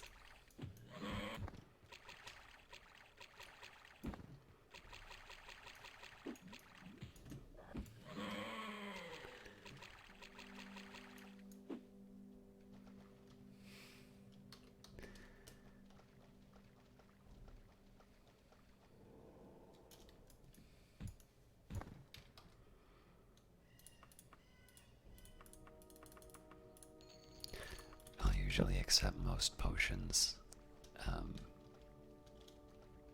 but it's nice to know what you're getting into. Alright, so there's apparently no purpose for this other than just to give me stuff to fight.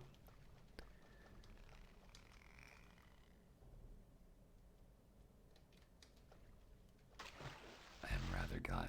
I mean, that seems to just exist to kill players.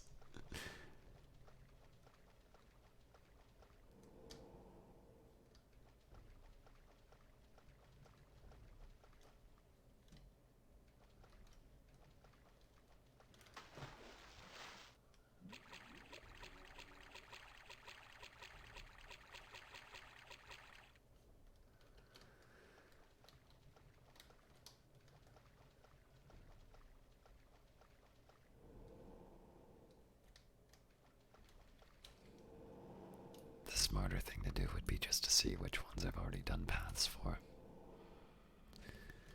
Alright.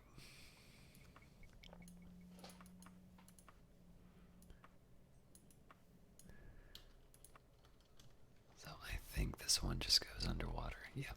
And I should already... Oh, hang on.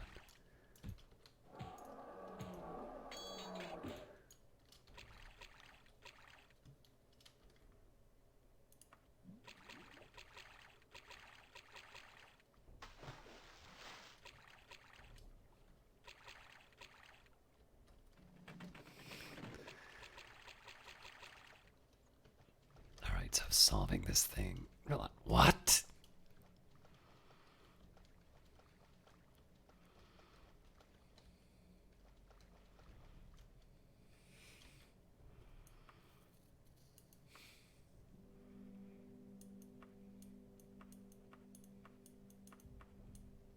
Did I actually just seal myself in here?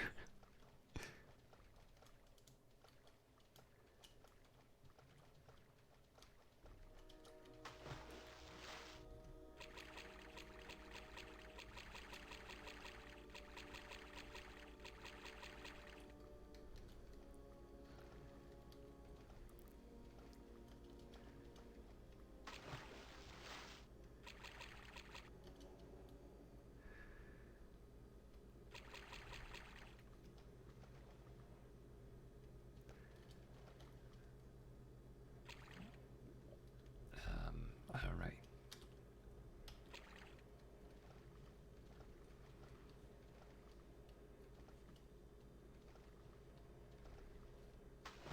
Actually, it's entirely possible there's something down there that's supposed to get me out of this.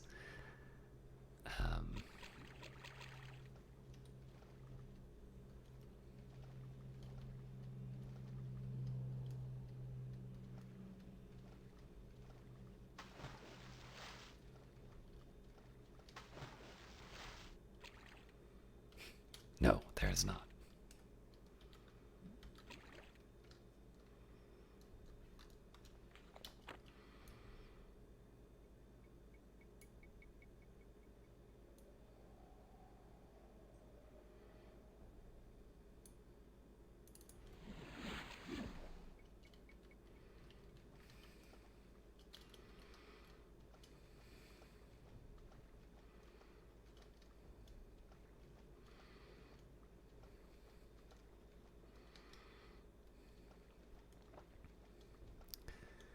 Alright, that's closed off as a possibility.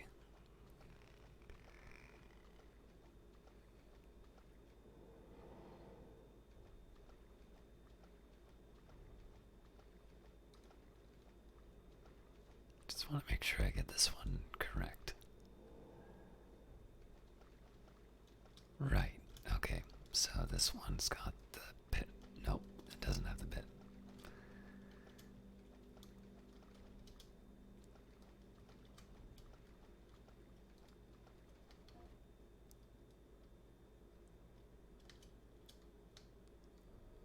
Well, I mean, that just makes sense, right?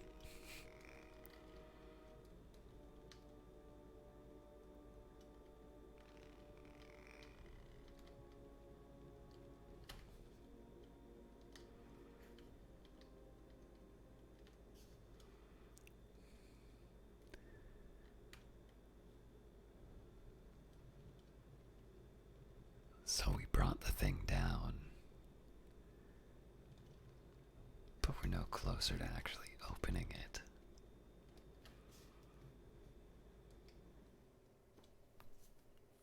Huh.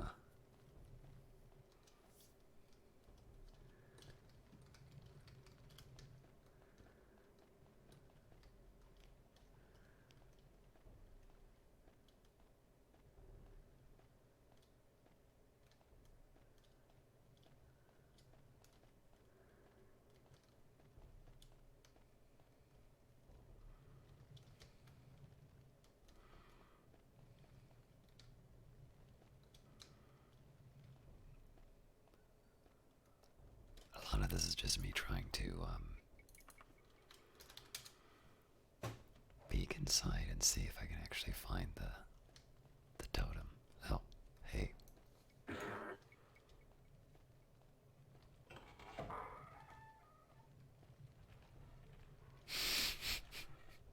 Why do they have rooms like this? So there is,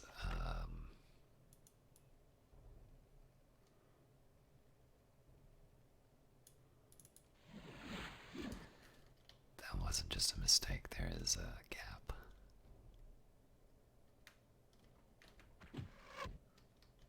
Sure, why not?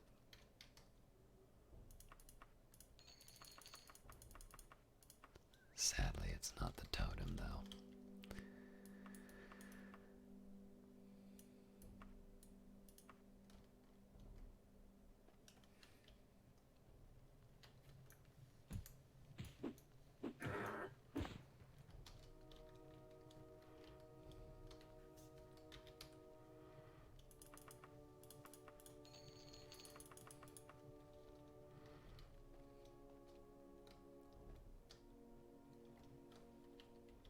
This has got to be it.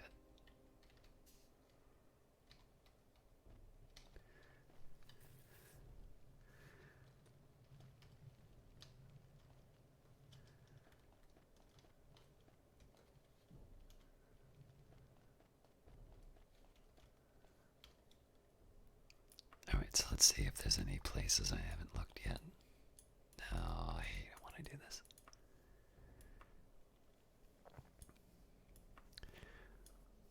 So the thing about this room is it's the worst possible layout for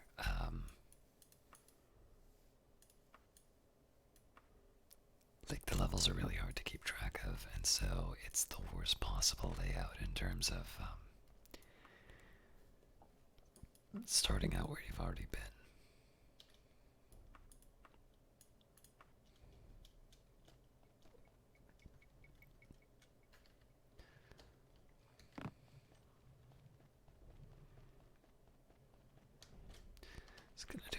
I'm gonna do a precautionary heal just so I don't levitate again at a time I need it.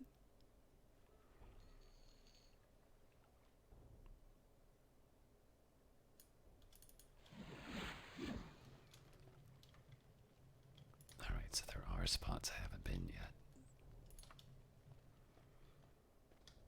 I may also want to rest. Oh, yeah, I can definitely afford to rest.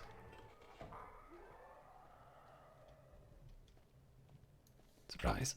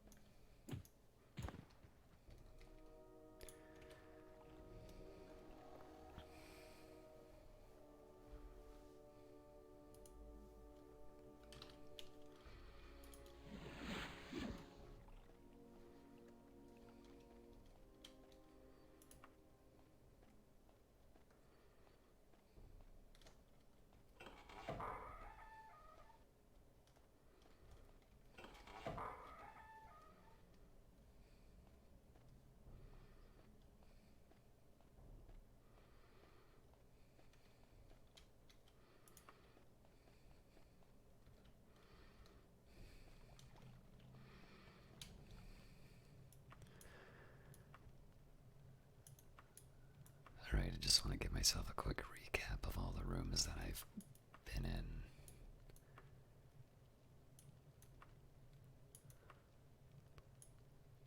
These are like the underwater ones, I think.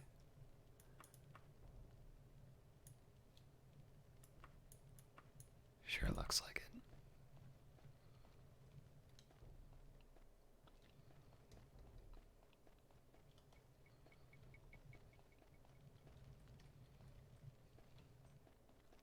So I'm just going to examine each one of these levels. Move up when it makes me.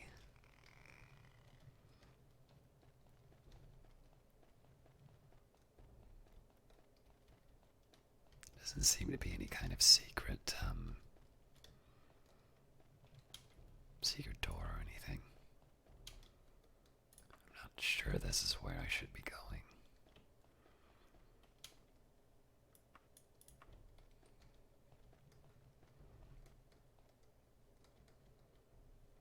If anything, this strikes me as the wrong way to be going.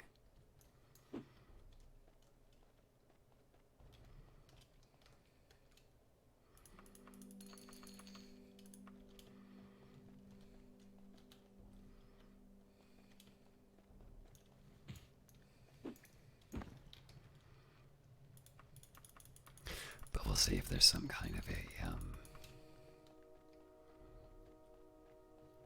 we'll see if there's some kind of a lever or something like that down below. Oh, no, this will probably move the...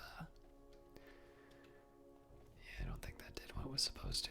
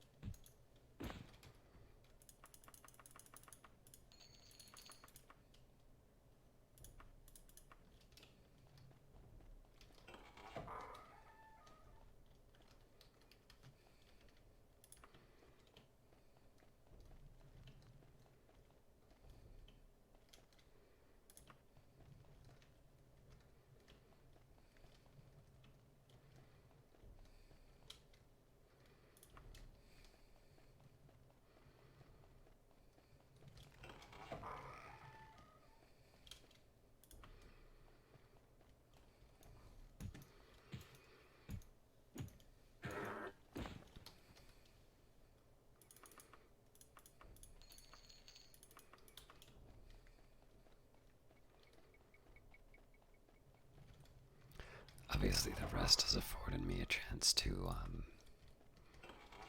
run a bit more. I definitely feel like I'm going on the wrong path now, though.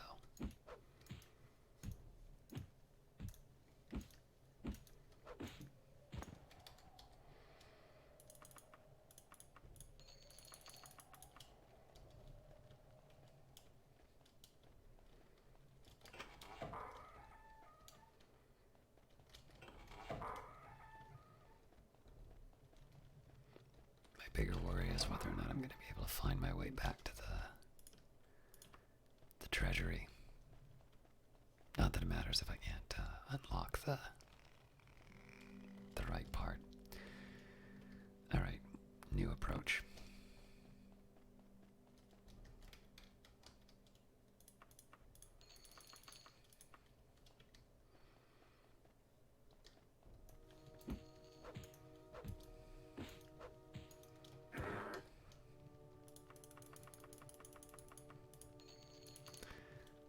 So this seems to have been a complete red herring.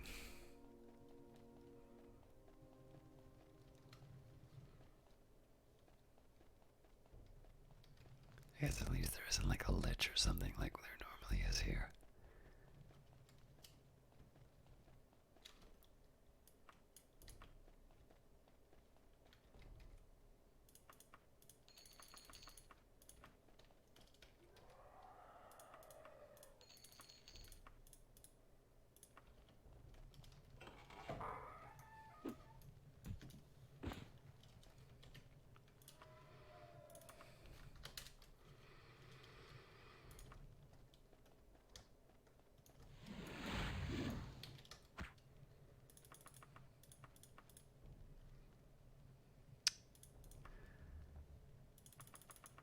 gonna try and take the cash first, and then we'll start dropping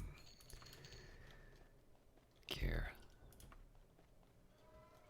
Daedric gear is actually worth a bit, so it's...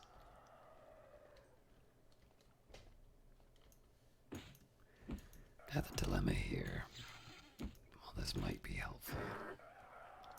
I think a lot of the levers in this room are going to be related to,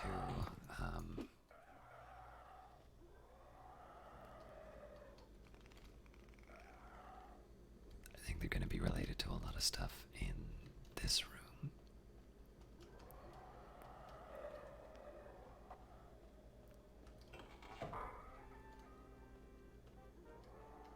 I don't like that music.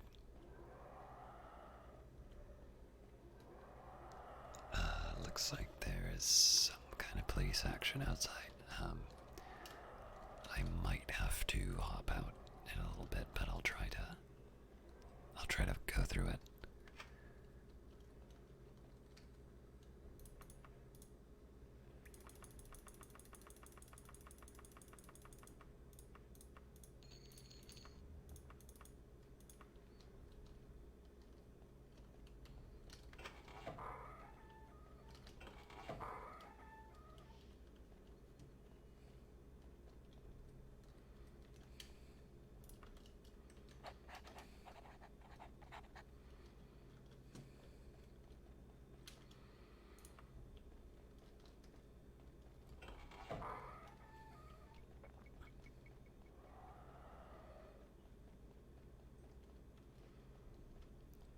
Alright, now I've gone and done it. I think I've gotten lost.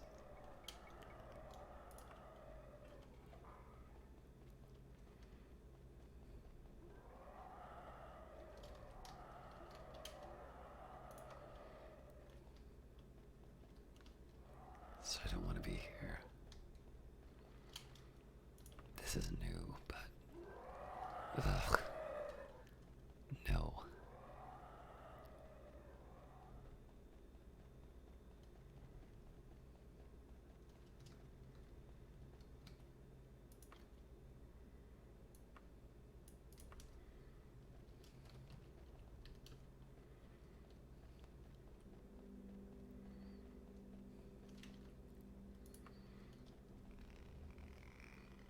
Alright, so I think if I go through here, this will lead me back to the treasury.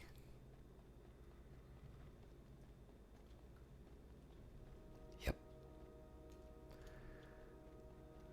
Unfortunately, I don't think we're any closer to the totem.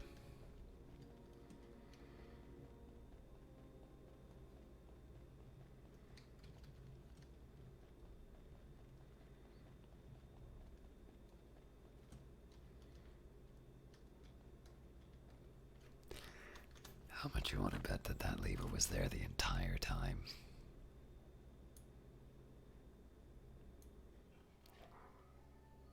And visual glitching was the only reason we didn't see it.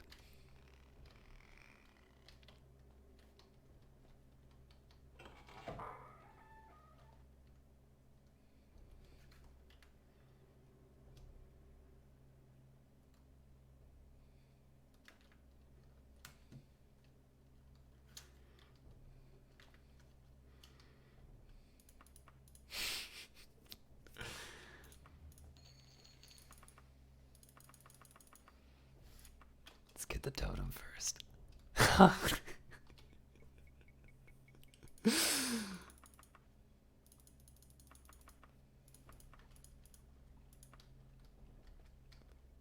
on.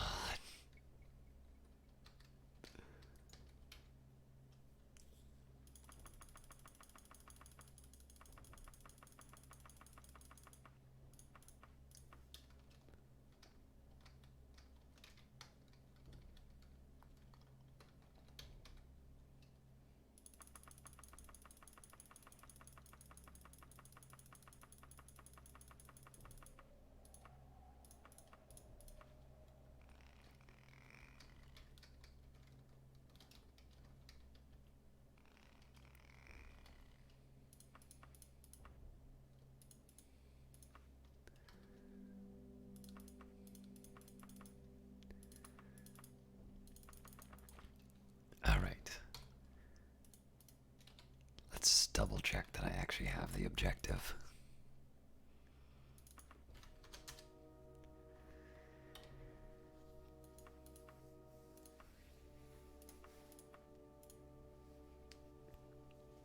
In all its majesty.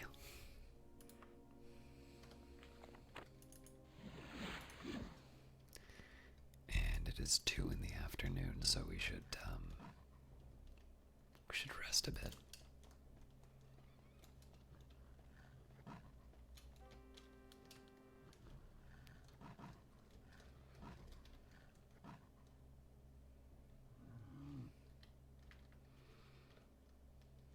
Voice in your head intones, "You are Caius. You are my new host. Know this now and resolutely. You are not worthy to carry the totem of Tiber Septim. Only those of his bloodline may carry me. I will give you a year and a day to accomplish this."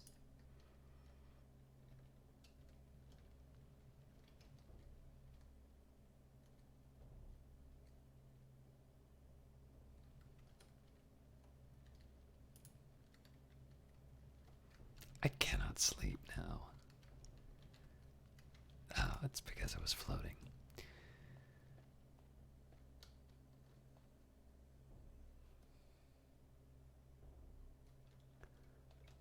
So apparently there are enemies nearby. Oh man. It's bad luck as far as placement goes.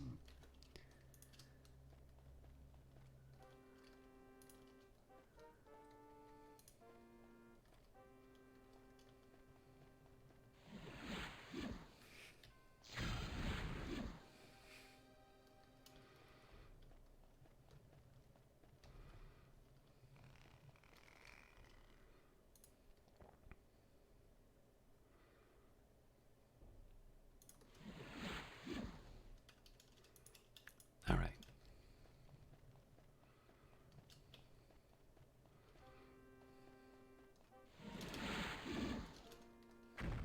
Ah! Try not to kill anyone.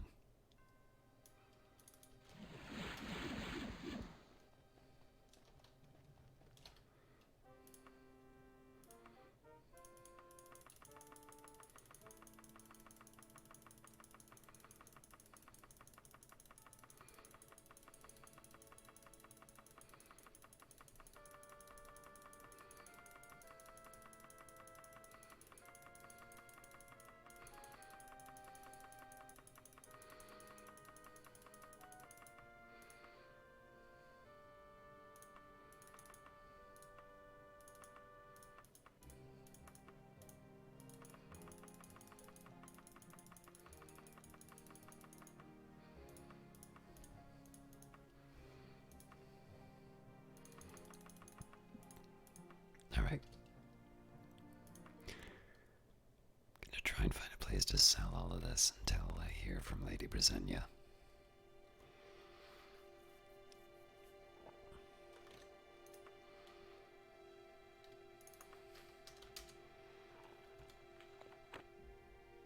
The totem of Tiber Septim spoke to me in my head. It claims that only those with royal blood can lay claim to the totem. It has given me 1 year and 1 day to decide who shall be its true wielder.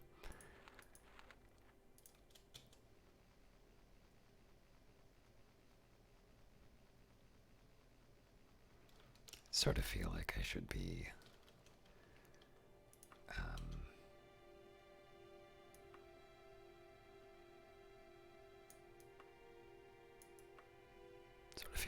traveling somewhere, but it's not clear where I need to go yet. So I'll try and sell what I can. And in the worst case scenario, I just stay at an inn and practice magic.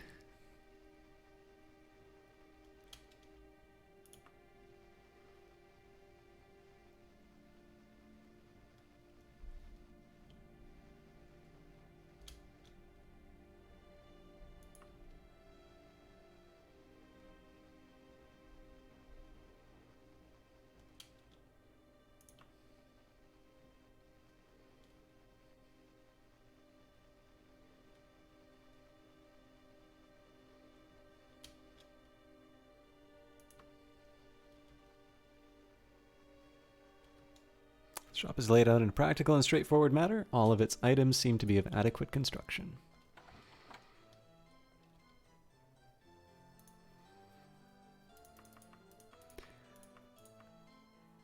Everything but the axe. I'll give the price I only offer my closest friends and family. The market value is much less, but I think I can give you 83,925 gold. I'm rich.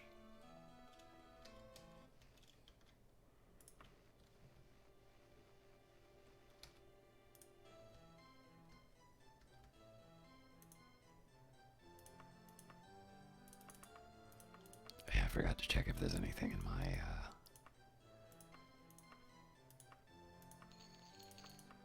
Wait, I almost certainly have more in my...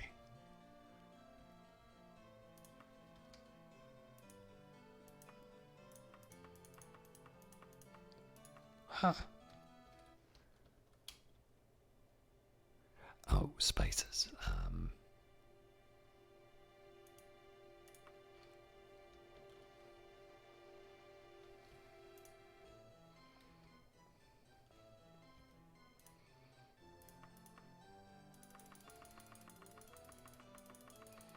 Again, the pawn shop will be the main source for everything else. I really don't need that claymore anymore, but feels like it would be wrong to sell it at this point.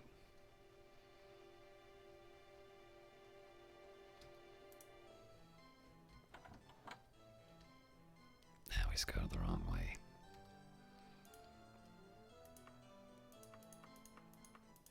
I could have sworn I had a bunch more stuff. Oh, you know what?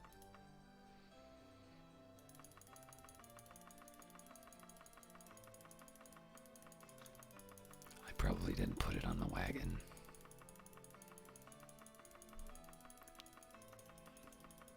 I'm sure I probably just dumped it all on the floor at the palace.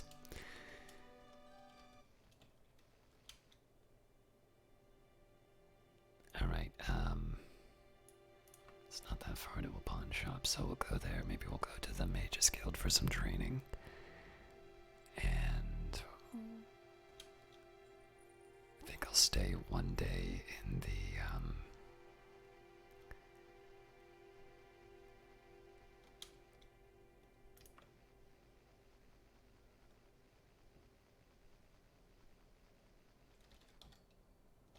Alright, it's already closed as a possibility.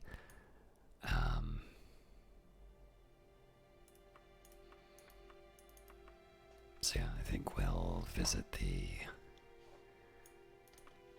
Mage's Guild for some training, and then we'll spend the evening in a tavern practicing magic.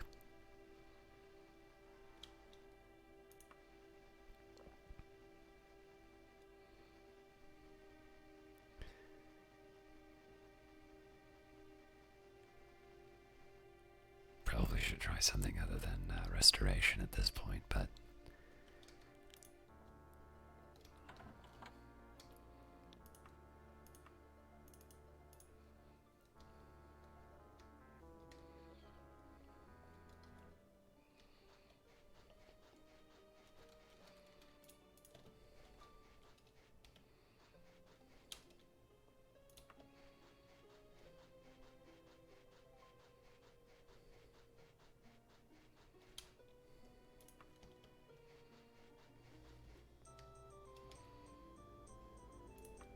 Good day, Dark Elf. For how many days will you require the room? just one. Enough bargaining? My price is 4 gold pieces. Take it or leave it.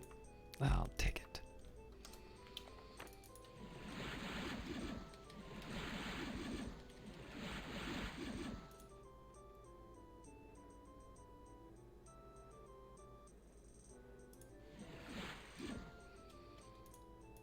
So if I want, I can stop by the bank.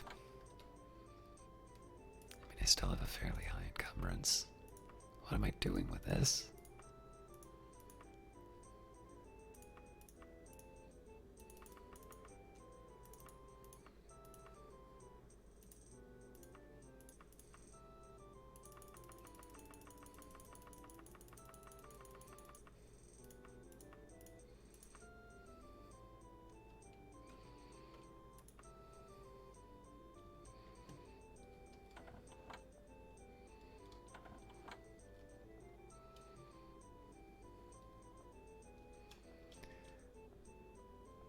I'll make a quick trip to the bank, I guess.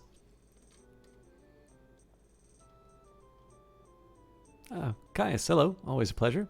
This is usually like a quest item, so I just wanted to make sure it wasn't Lady Brasenia or something.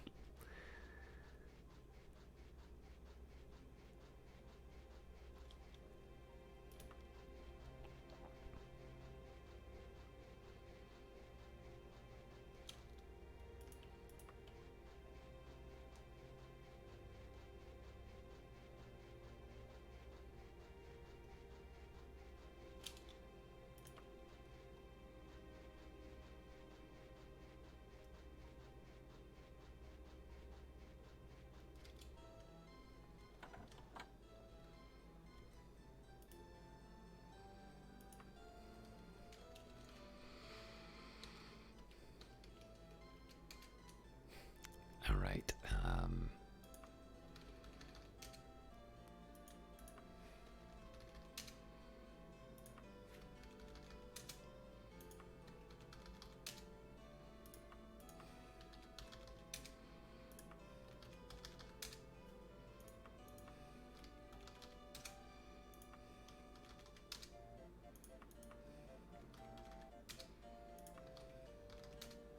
I don't know why I do this twice.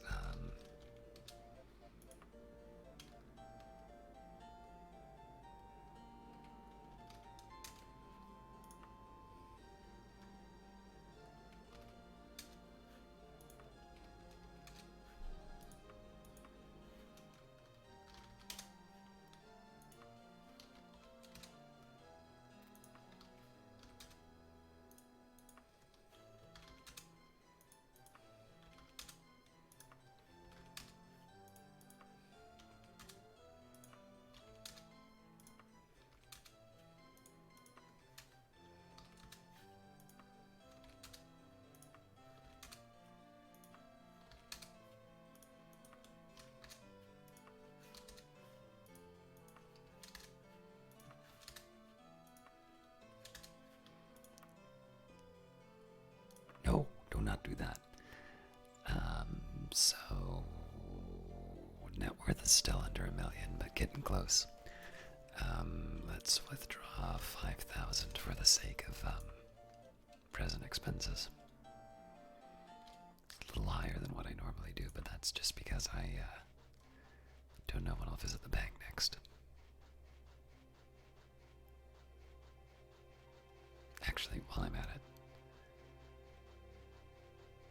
doesn't really seem to make sense that I'm keeping these letters of credit, does it?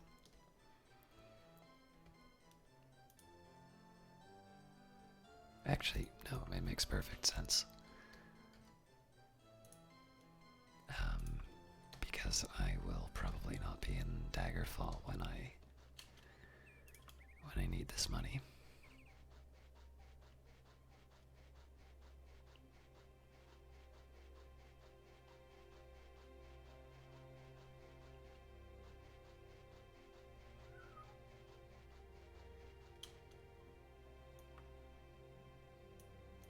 A little too far. Let's go back to the inn I was at before.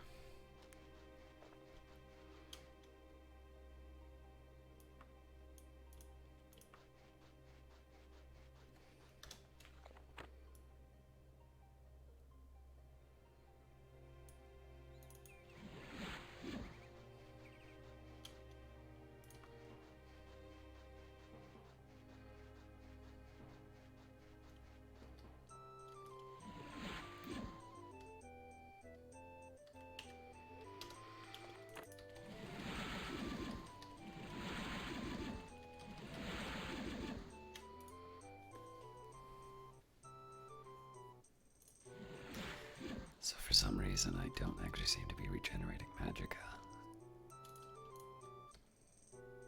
Ah.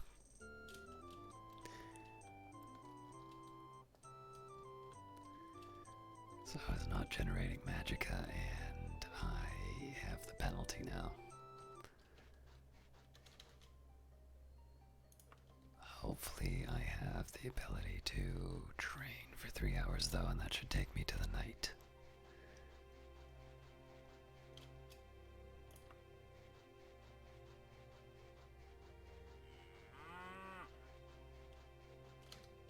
Incense and soft music soothe your nerves. As you cross the threshold, each item in the shop can be carefully mounted and is carefully mounted and displayed. Not the slightest defect can be detected on any item within.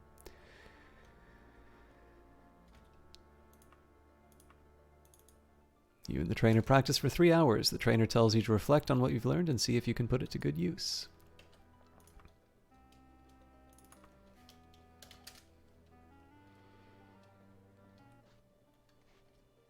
All right.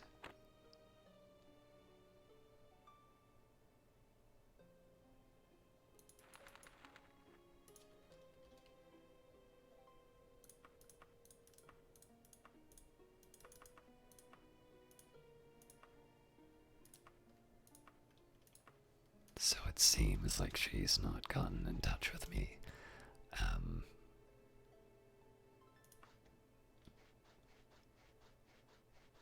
would have gone looking for a cure to vampirism, but I really don't know what to do about that either.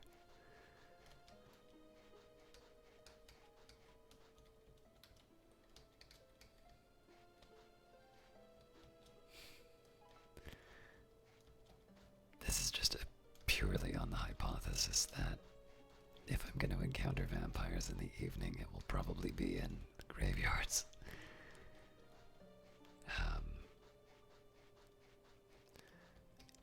This was not sound. Alright, now I'd written down some holidays.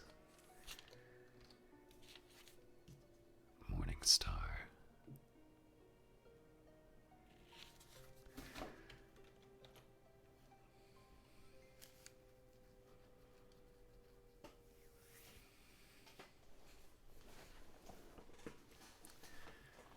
I'm just trying to find my calendar for the game.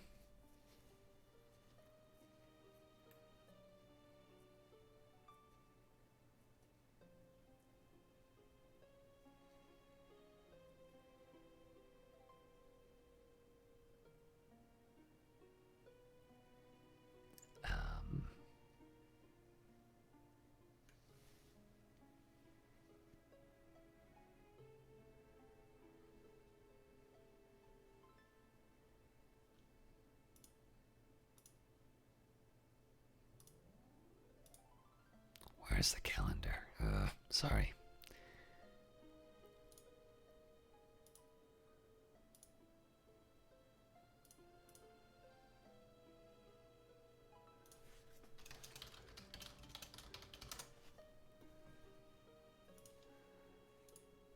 Alright, so we're on Morning Star. Sun's Dawn is the next month.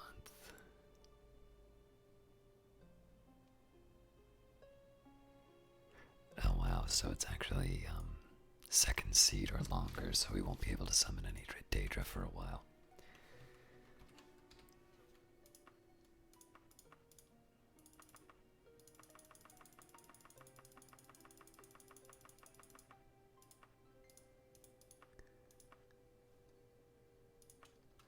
Alright, I suppose the next question then is, where do I guess, what do I do? So I'll start by double checking that I am of appropriate rank in the various guilds.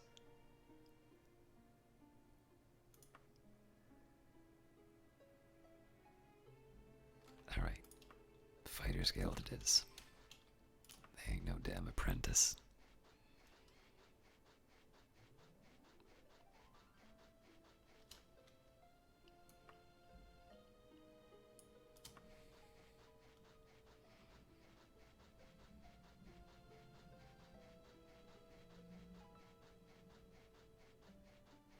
Actually, while I'm at it, I might also stop by the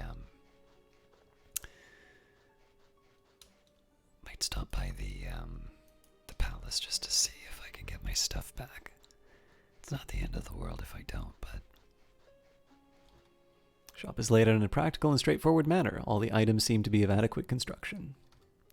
Congratulations, Caius. Because of your outstanding weaponry prowess, we have promoted you to the rank of Master in the Guild. Among other benefits, this increase means cheaper weapon repair and more profitable work assignments. Well, now I found something to do if I can't find anything else.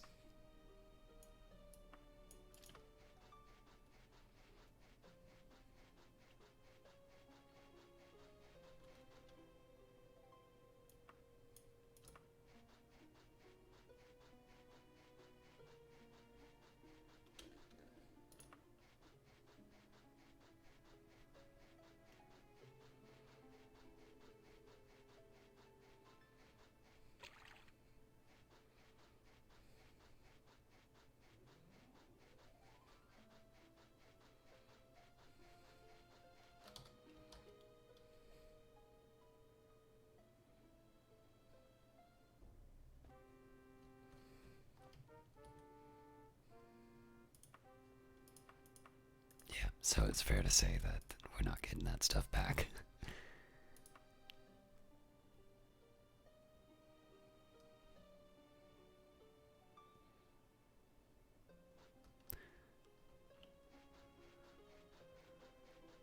So as exciting as a room in the Black Dungeon sounds, I'm just gonna find the first person I can and find a chantry that I can get upgraded with.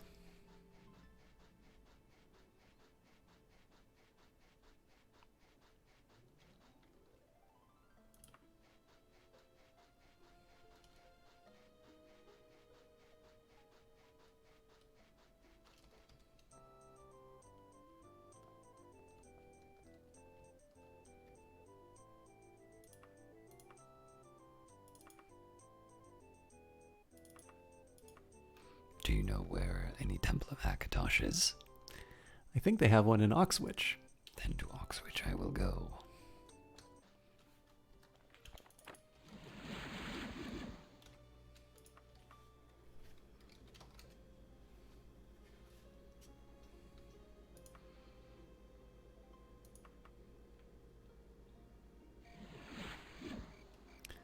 Just gonna take a quick second to send a message off here.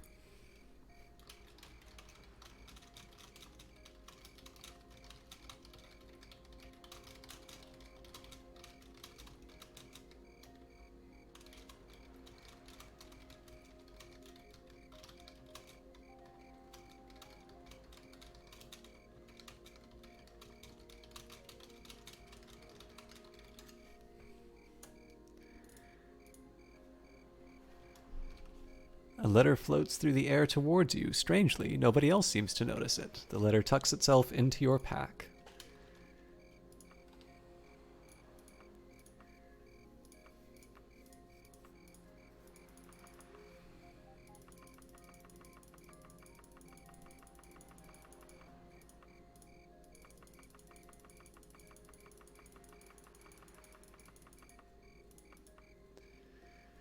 Caius, centuries ago Tiber Septim ruled the land and forged an empire with the great Numidium. The secret of Numidium's power lies in its heart, carried within the Mantella.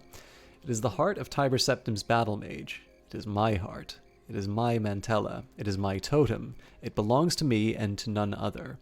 I have won and lost an empire. I have no desire to tamper further with mortal affairs.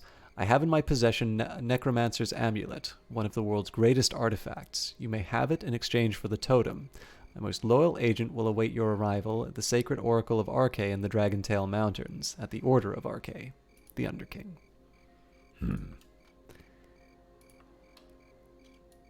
I mean, there is a case, sort of a justice case for that, I think. But I also think that my loyalty is to the Emperor first. I am the eternal champion after all.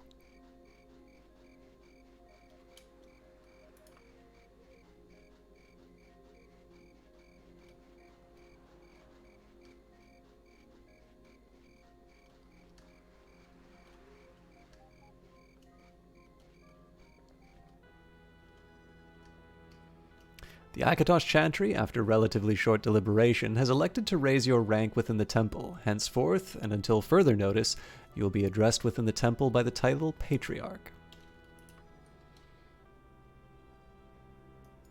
I think I get potions out of that.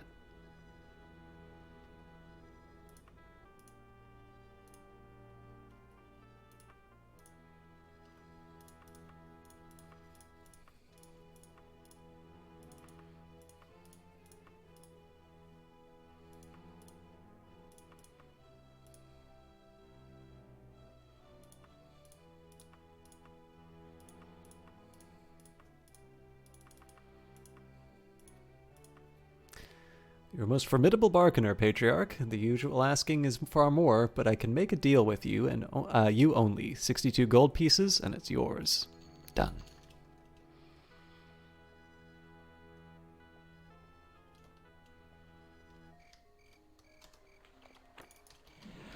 Alright. We'll see if we hear from Lady Brasenia.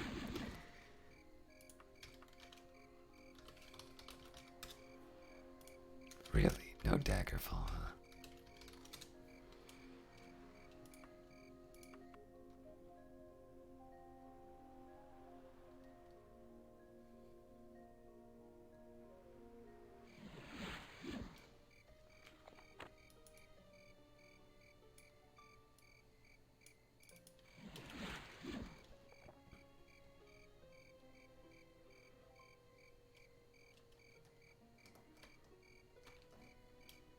Wonder if any other letters came by.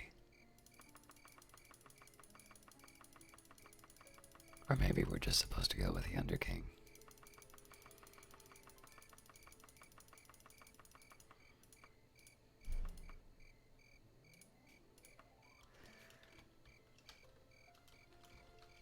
It's 6, so I should have enough time to train at the Mage's Guild.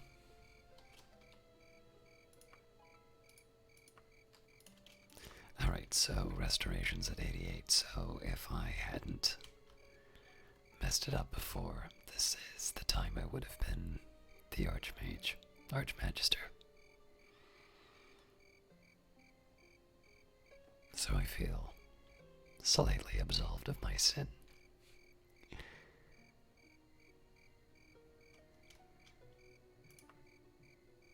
But I clearly need to decide what I'm going to be doing with the main quest line, and I don't seem to be any closer to a cure for vampirism. This may be a permanent state of affairs.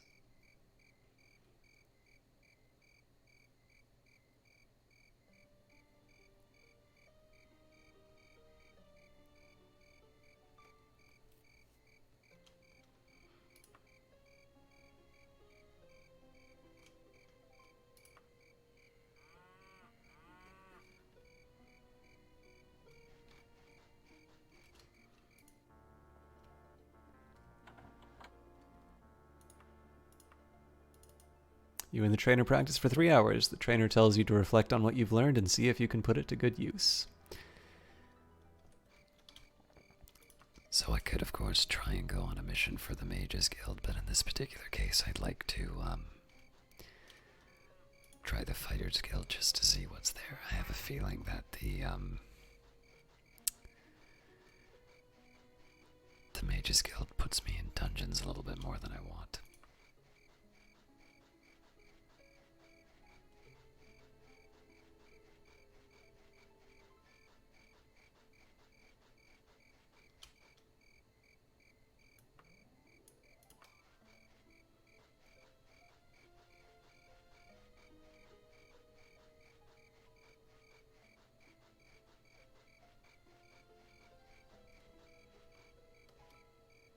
Shop is laid out in a practical and straightforward manner. All the items seem to be of adequate construction.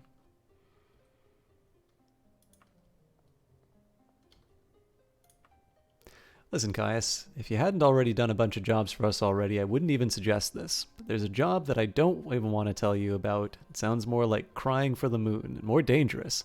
It's offing a lich in the Citadel of Hawksley, and it only pays 685 gold. You're not interested, are you?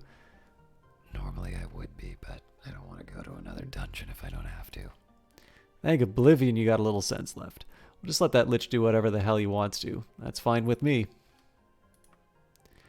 Got a little job you might be interested in. It seems there's a loop, what you call your basic werewolf, weirboar, or some kind of weirbeastie that's been bothering a bunch of farmers in the area, and we'll need someone to kill it. It'll mean 689 gold in your pocket. Sound interesting to you?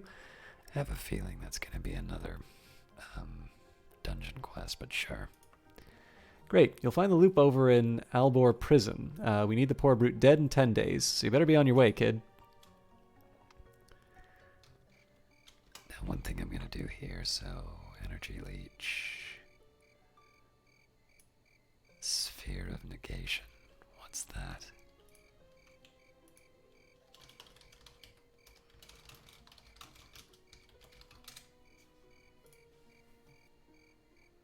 Just looking at the things that cost the most, and I would maybe want to raise my stats for.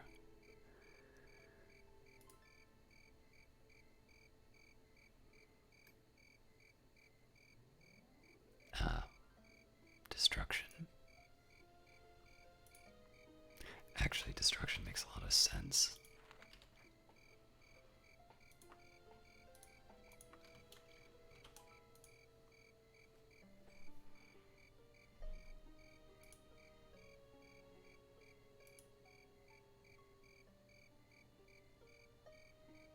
I just want to take a look at mana costs for destruction spells.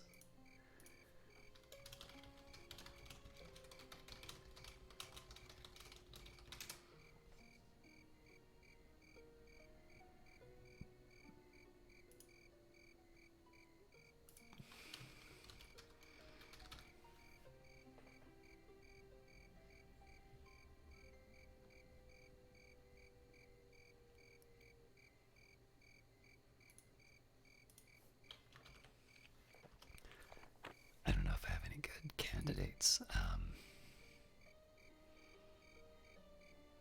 want something inexpensive that I can cast a lot, but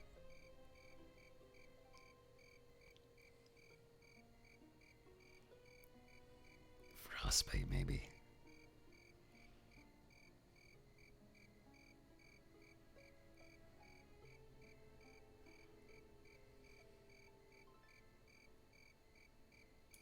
Let's try it.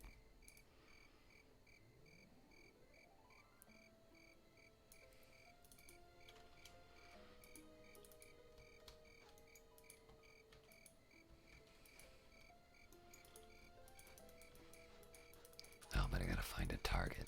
Damn it.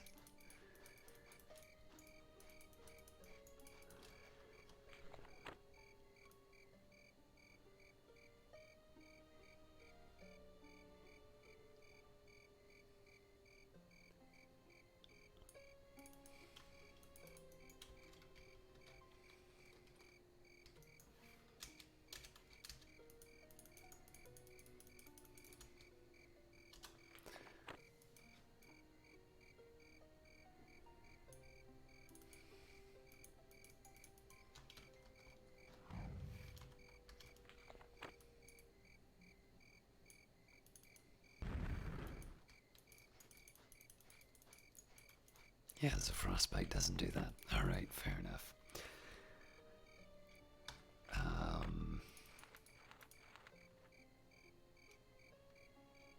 Alabor Prison.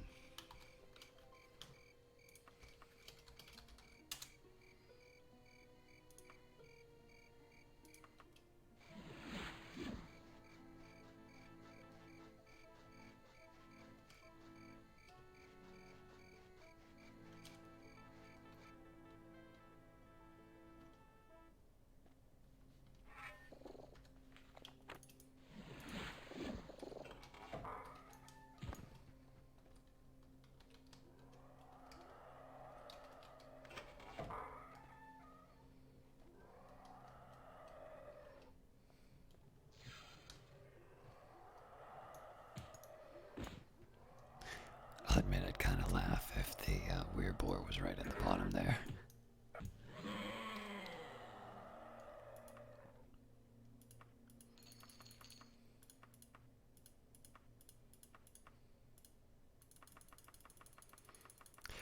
maybe after this we'll head to the Underking to see what his offer is.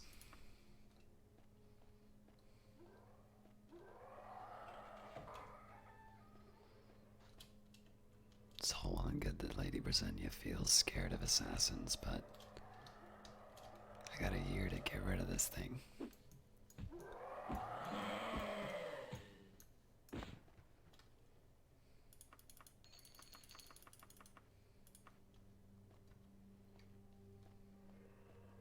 Surprise.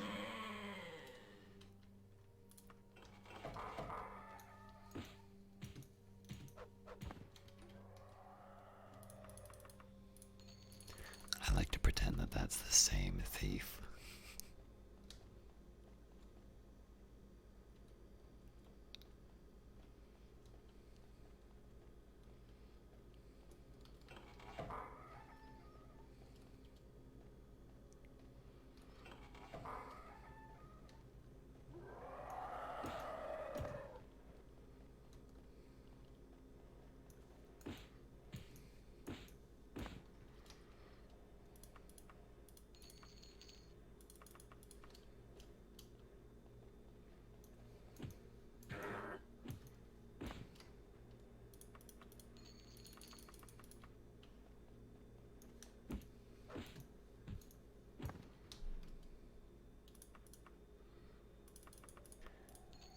Might have been an idea for me to stop by and drop off the few things that I had into the wagon, but it's a little late now.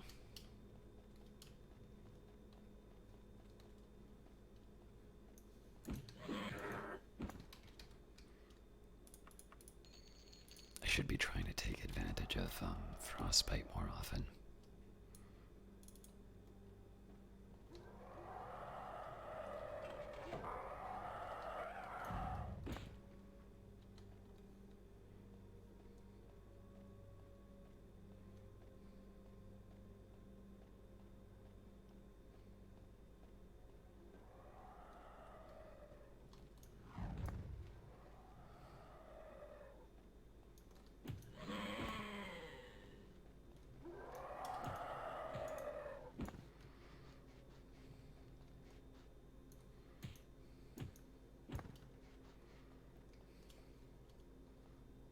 You know what? That probably was the same thief now that I think about it.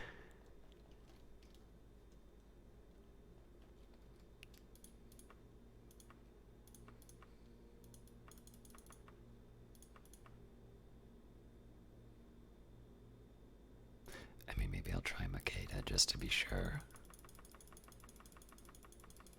It takes me like a month to get there, but, well, I guess unless I use teleportation.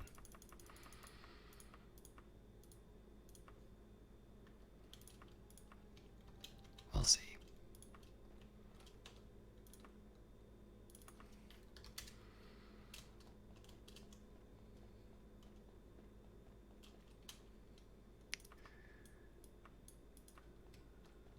This fun. Every time I see this pattern, it's basically, I almost always know that I'm going to wind up teleporting to the objective.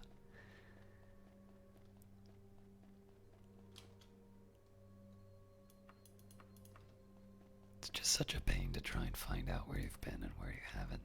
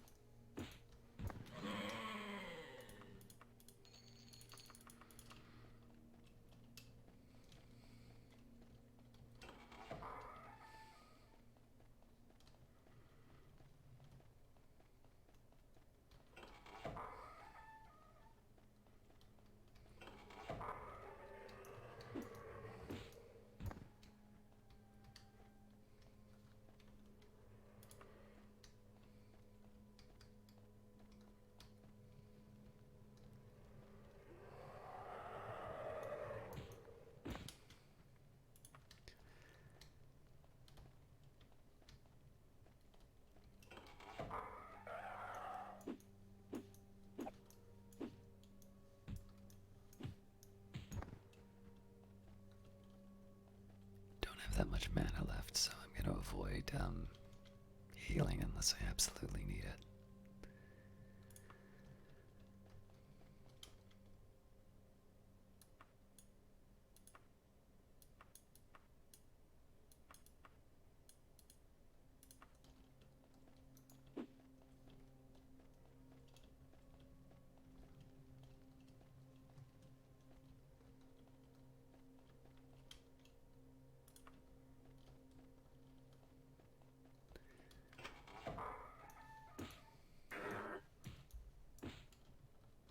Oh my god. How am I supposed to get up there?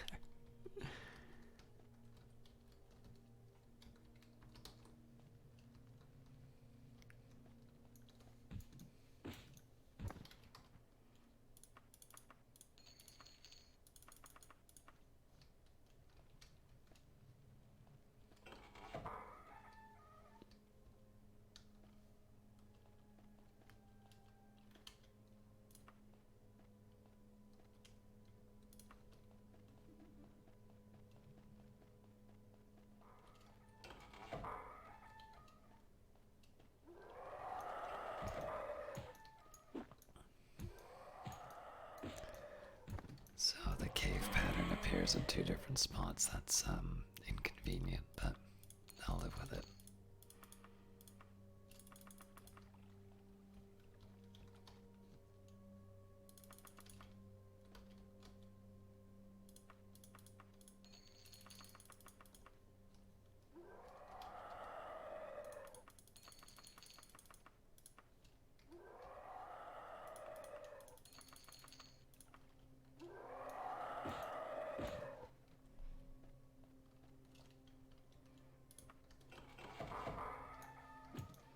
Oh god, this is like the exact same pattern.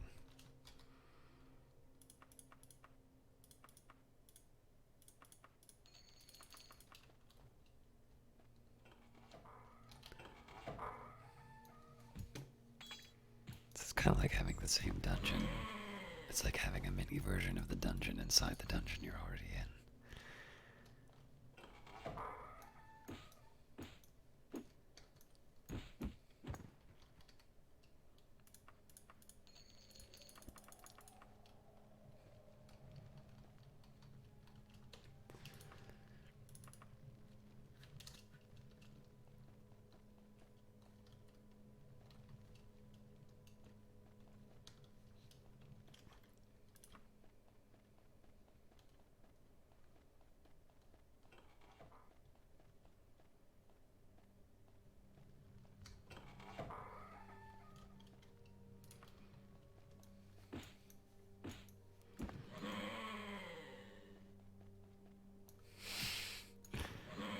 No dungeon would be complete without one of these.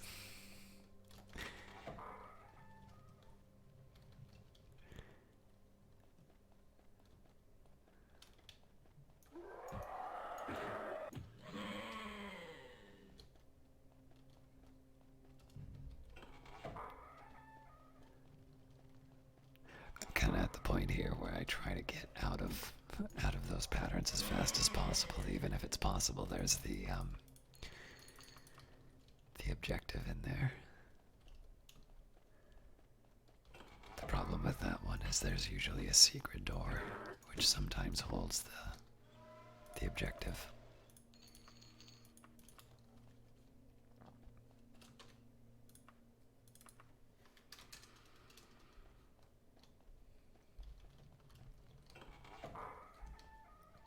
But again, after good faith effort, this was a purely recreational run, so I'm not going to be too mad if I just teleport to it. You may be, but...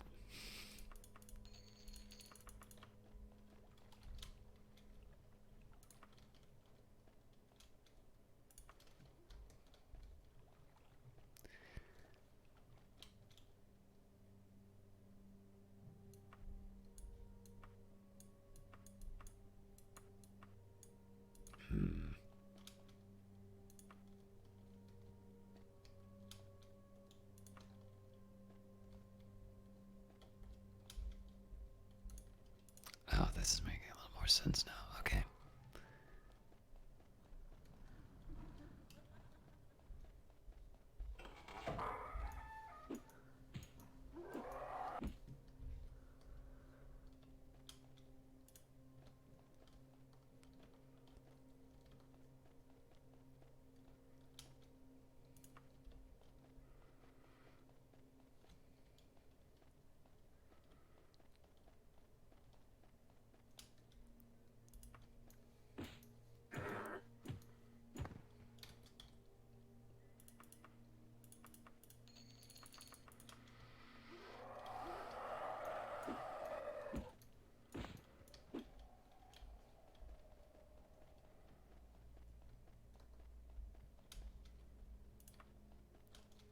Okay, looks like we've been in at least a couple of these areas already.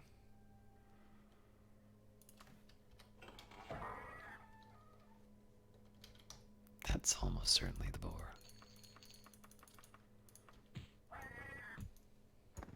The lycanthrope threat has ended. So where was it?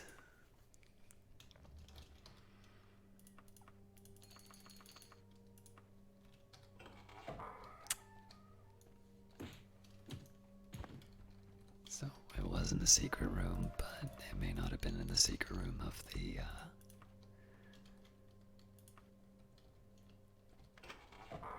section I thought of.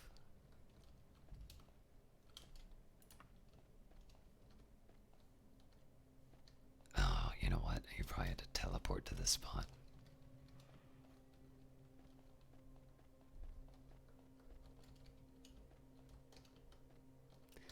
Though normally there should be a teleport out.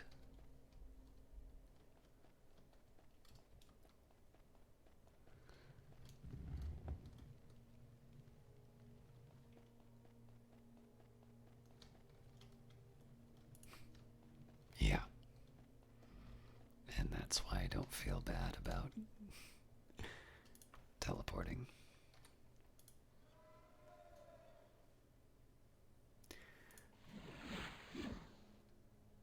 Alright, so fortunately it's 2 in the morning. We can still fast travel home.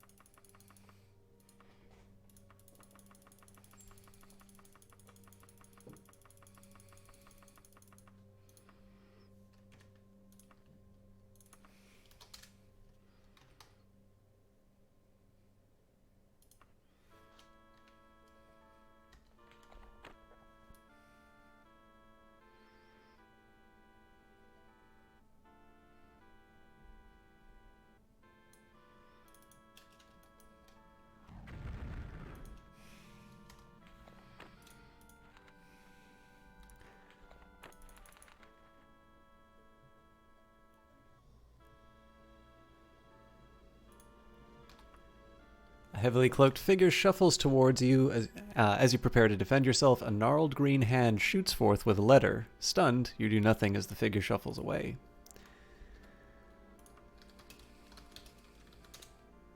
We can read that when we get back to Daggerfall.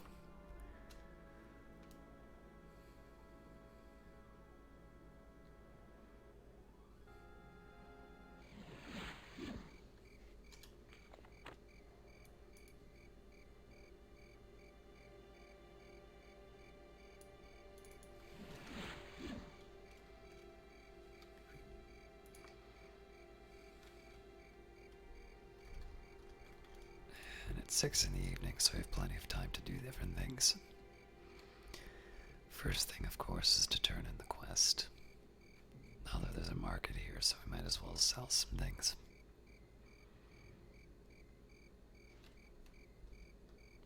A hand grips your wrist from behind. Spinning, you open your mouth to shout for the guards. A skeletal hand stuffs the letter into your mouse. The heavily robed skeleton releases your wrist and turns away unnoticed by other passers-by. I'm very popular all of a sudden. I suppose this might have something to do with the fact that I possess an artifact of great power.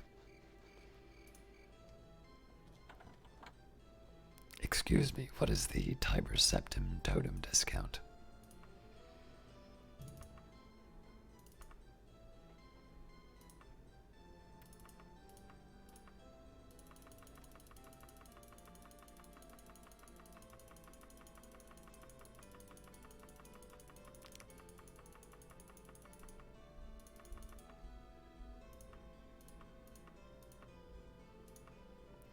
I can give you 52,294 gold pieces. If someone else is offering more, I'd advise you go to him. 52,294 gold is all it's worth to me.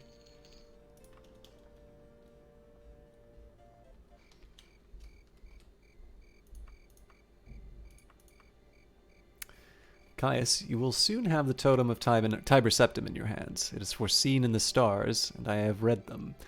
Know you this: all of mortal stature are filled with pride and greed. To give the totem to any of them is to let loose mortal vanity upon this world.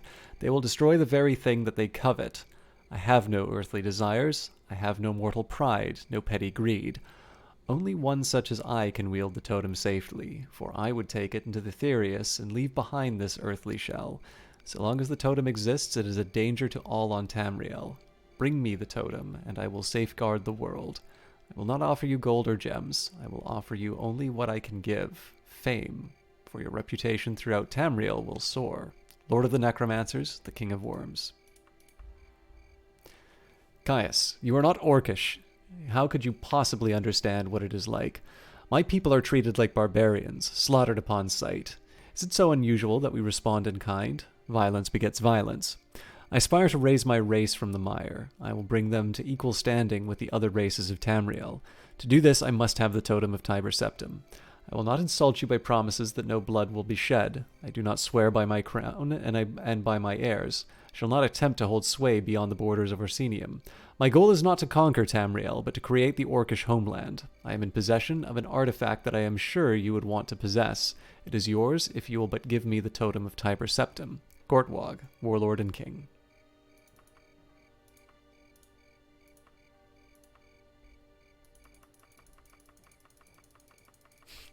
So everyone but the agent of the Emperor has reached out. Before I go to the pawn shop, I should turn in the quest.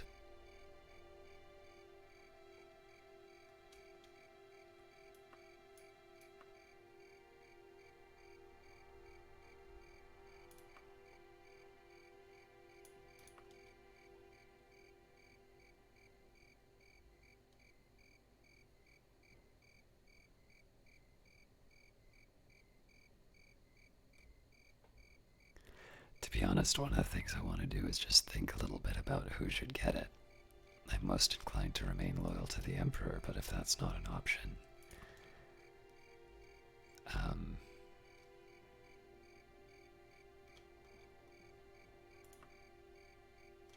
both the undead actually make a good case.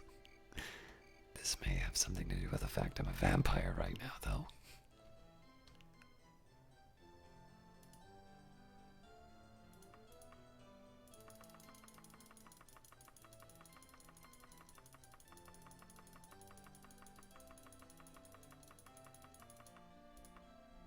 Listen, I can offer you the absolute maximum I can without losing my shirt.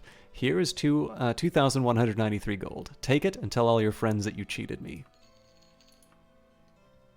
I am very glad that it didn't try to pickpocket the guy. Or maybe it did and I didn't know.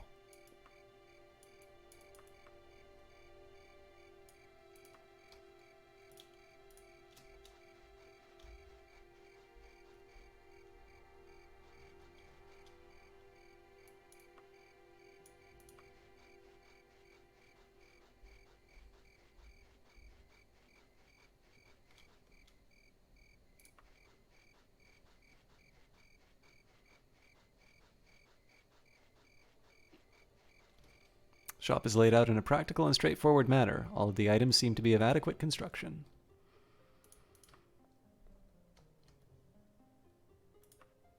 Good job, Loop Killer. Enjoy your gold.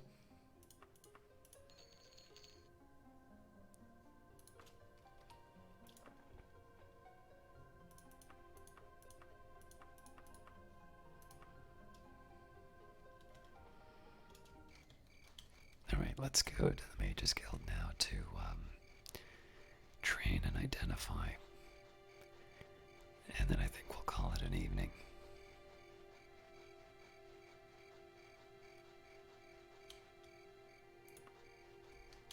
Pawnbrokers.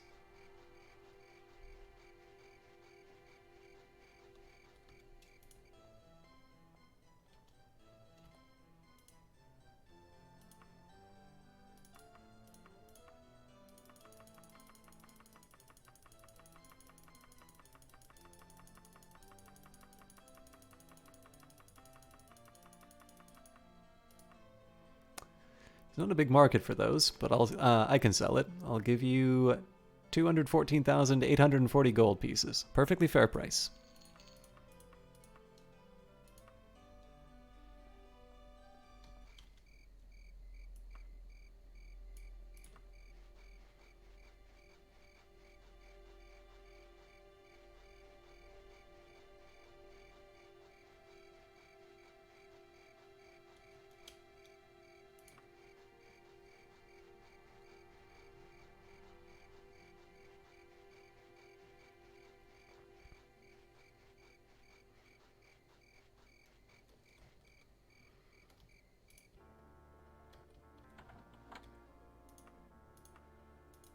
You and the trainer practice for 3 hours. The trainer tells you to reflect on what you've learned and to see if you can put it to good use.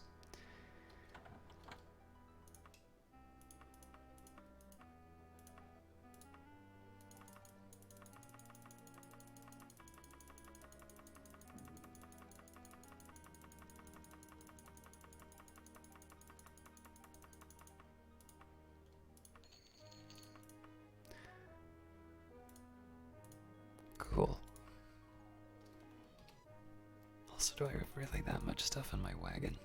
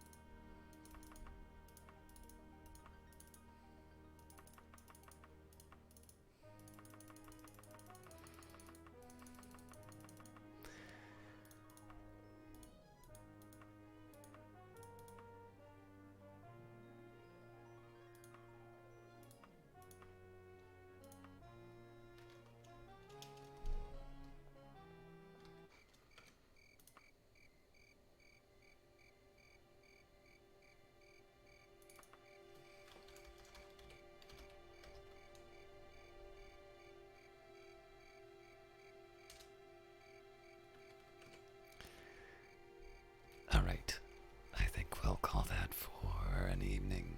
Thank you very much for watching. I'm assuming we're getting very close to the end. I think next week, unless we can find out what's going on with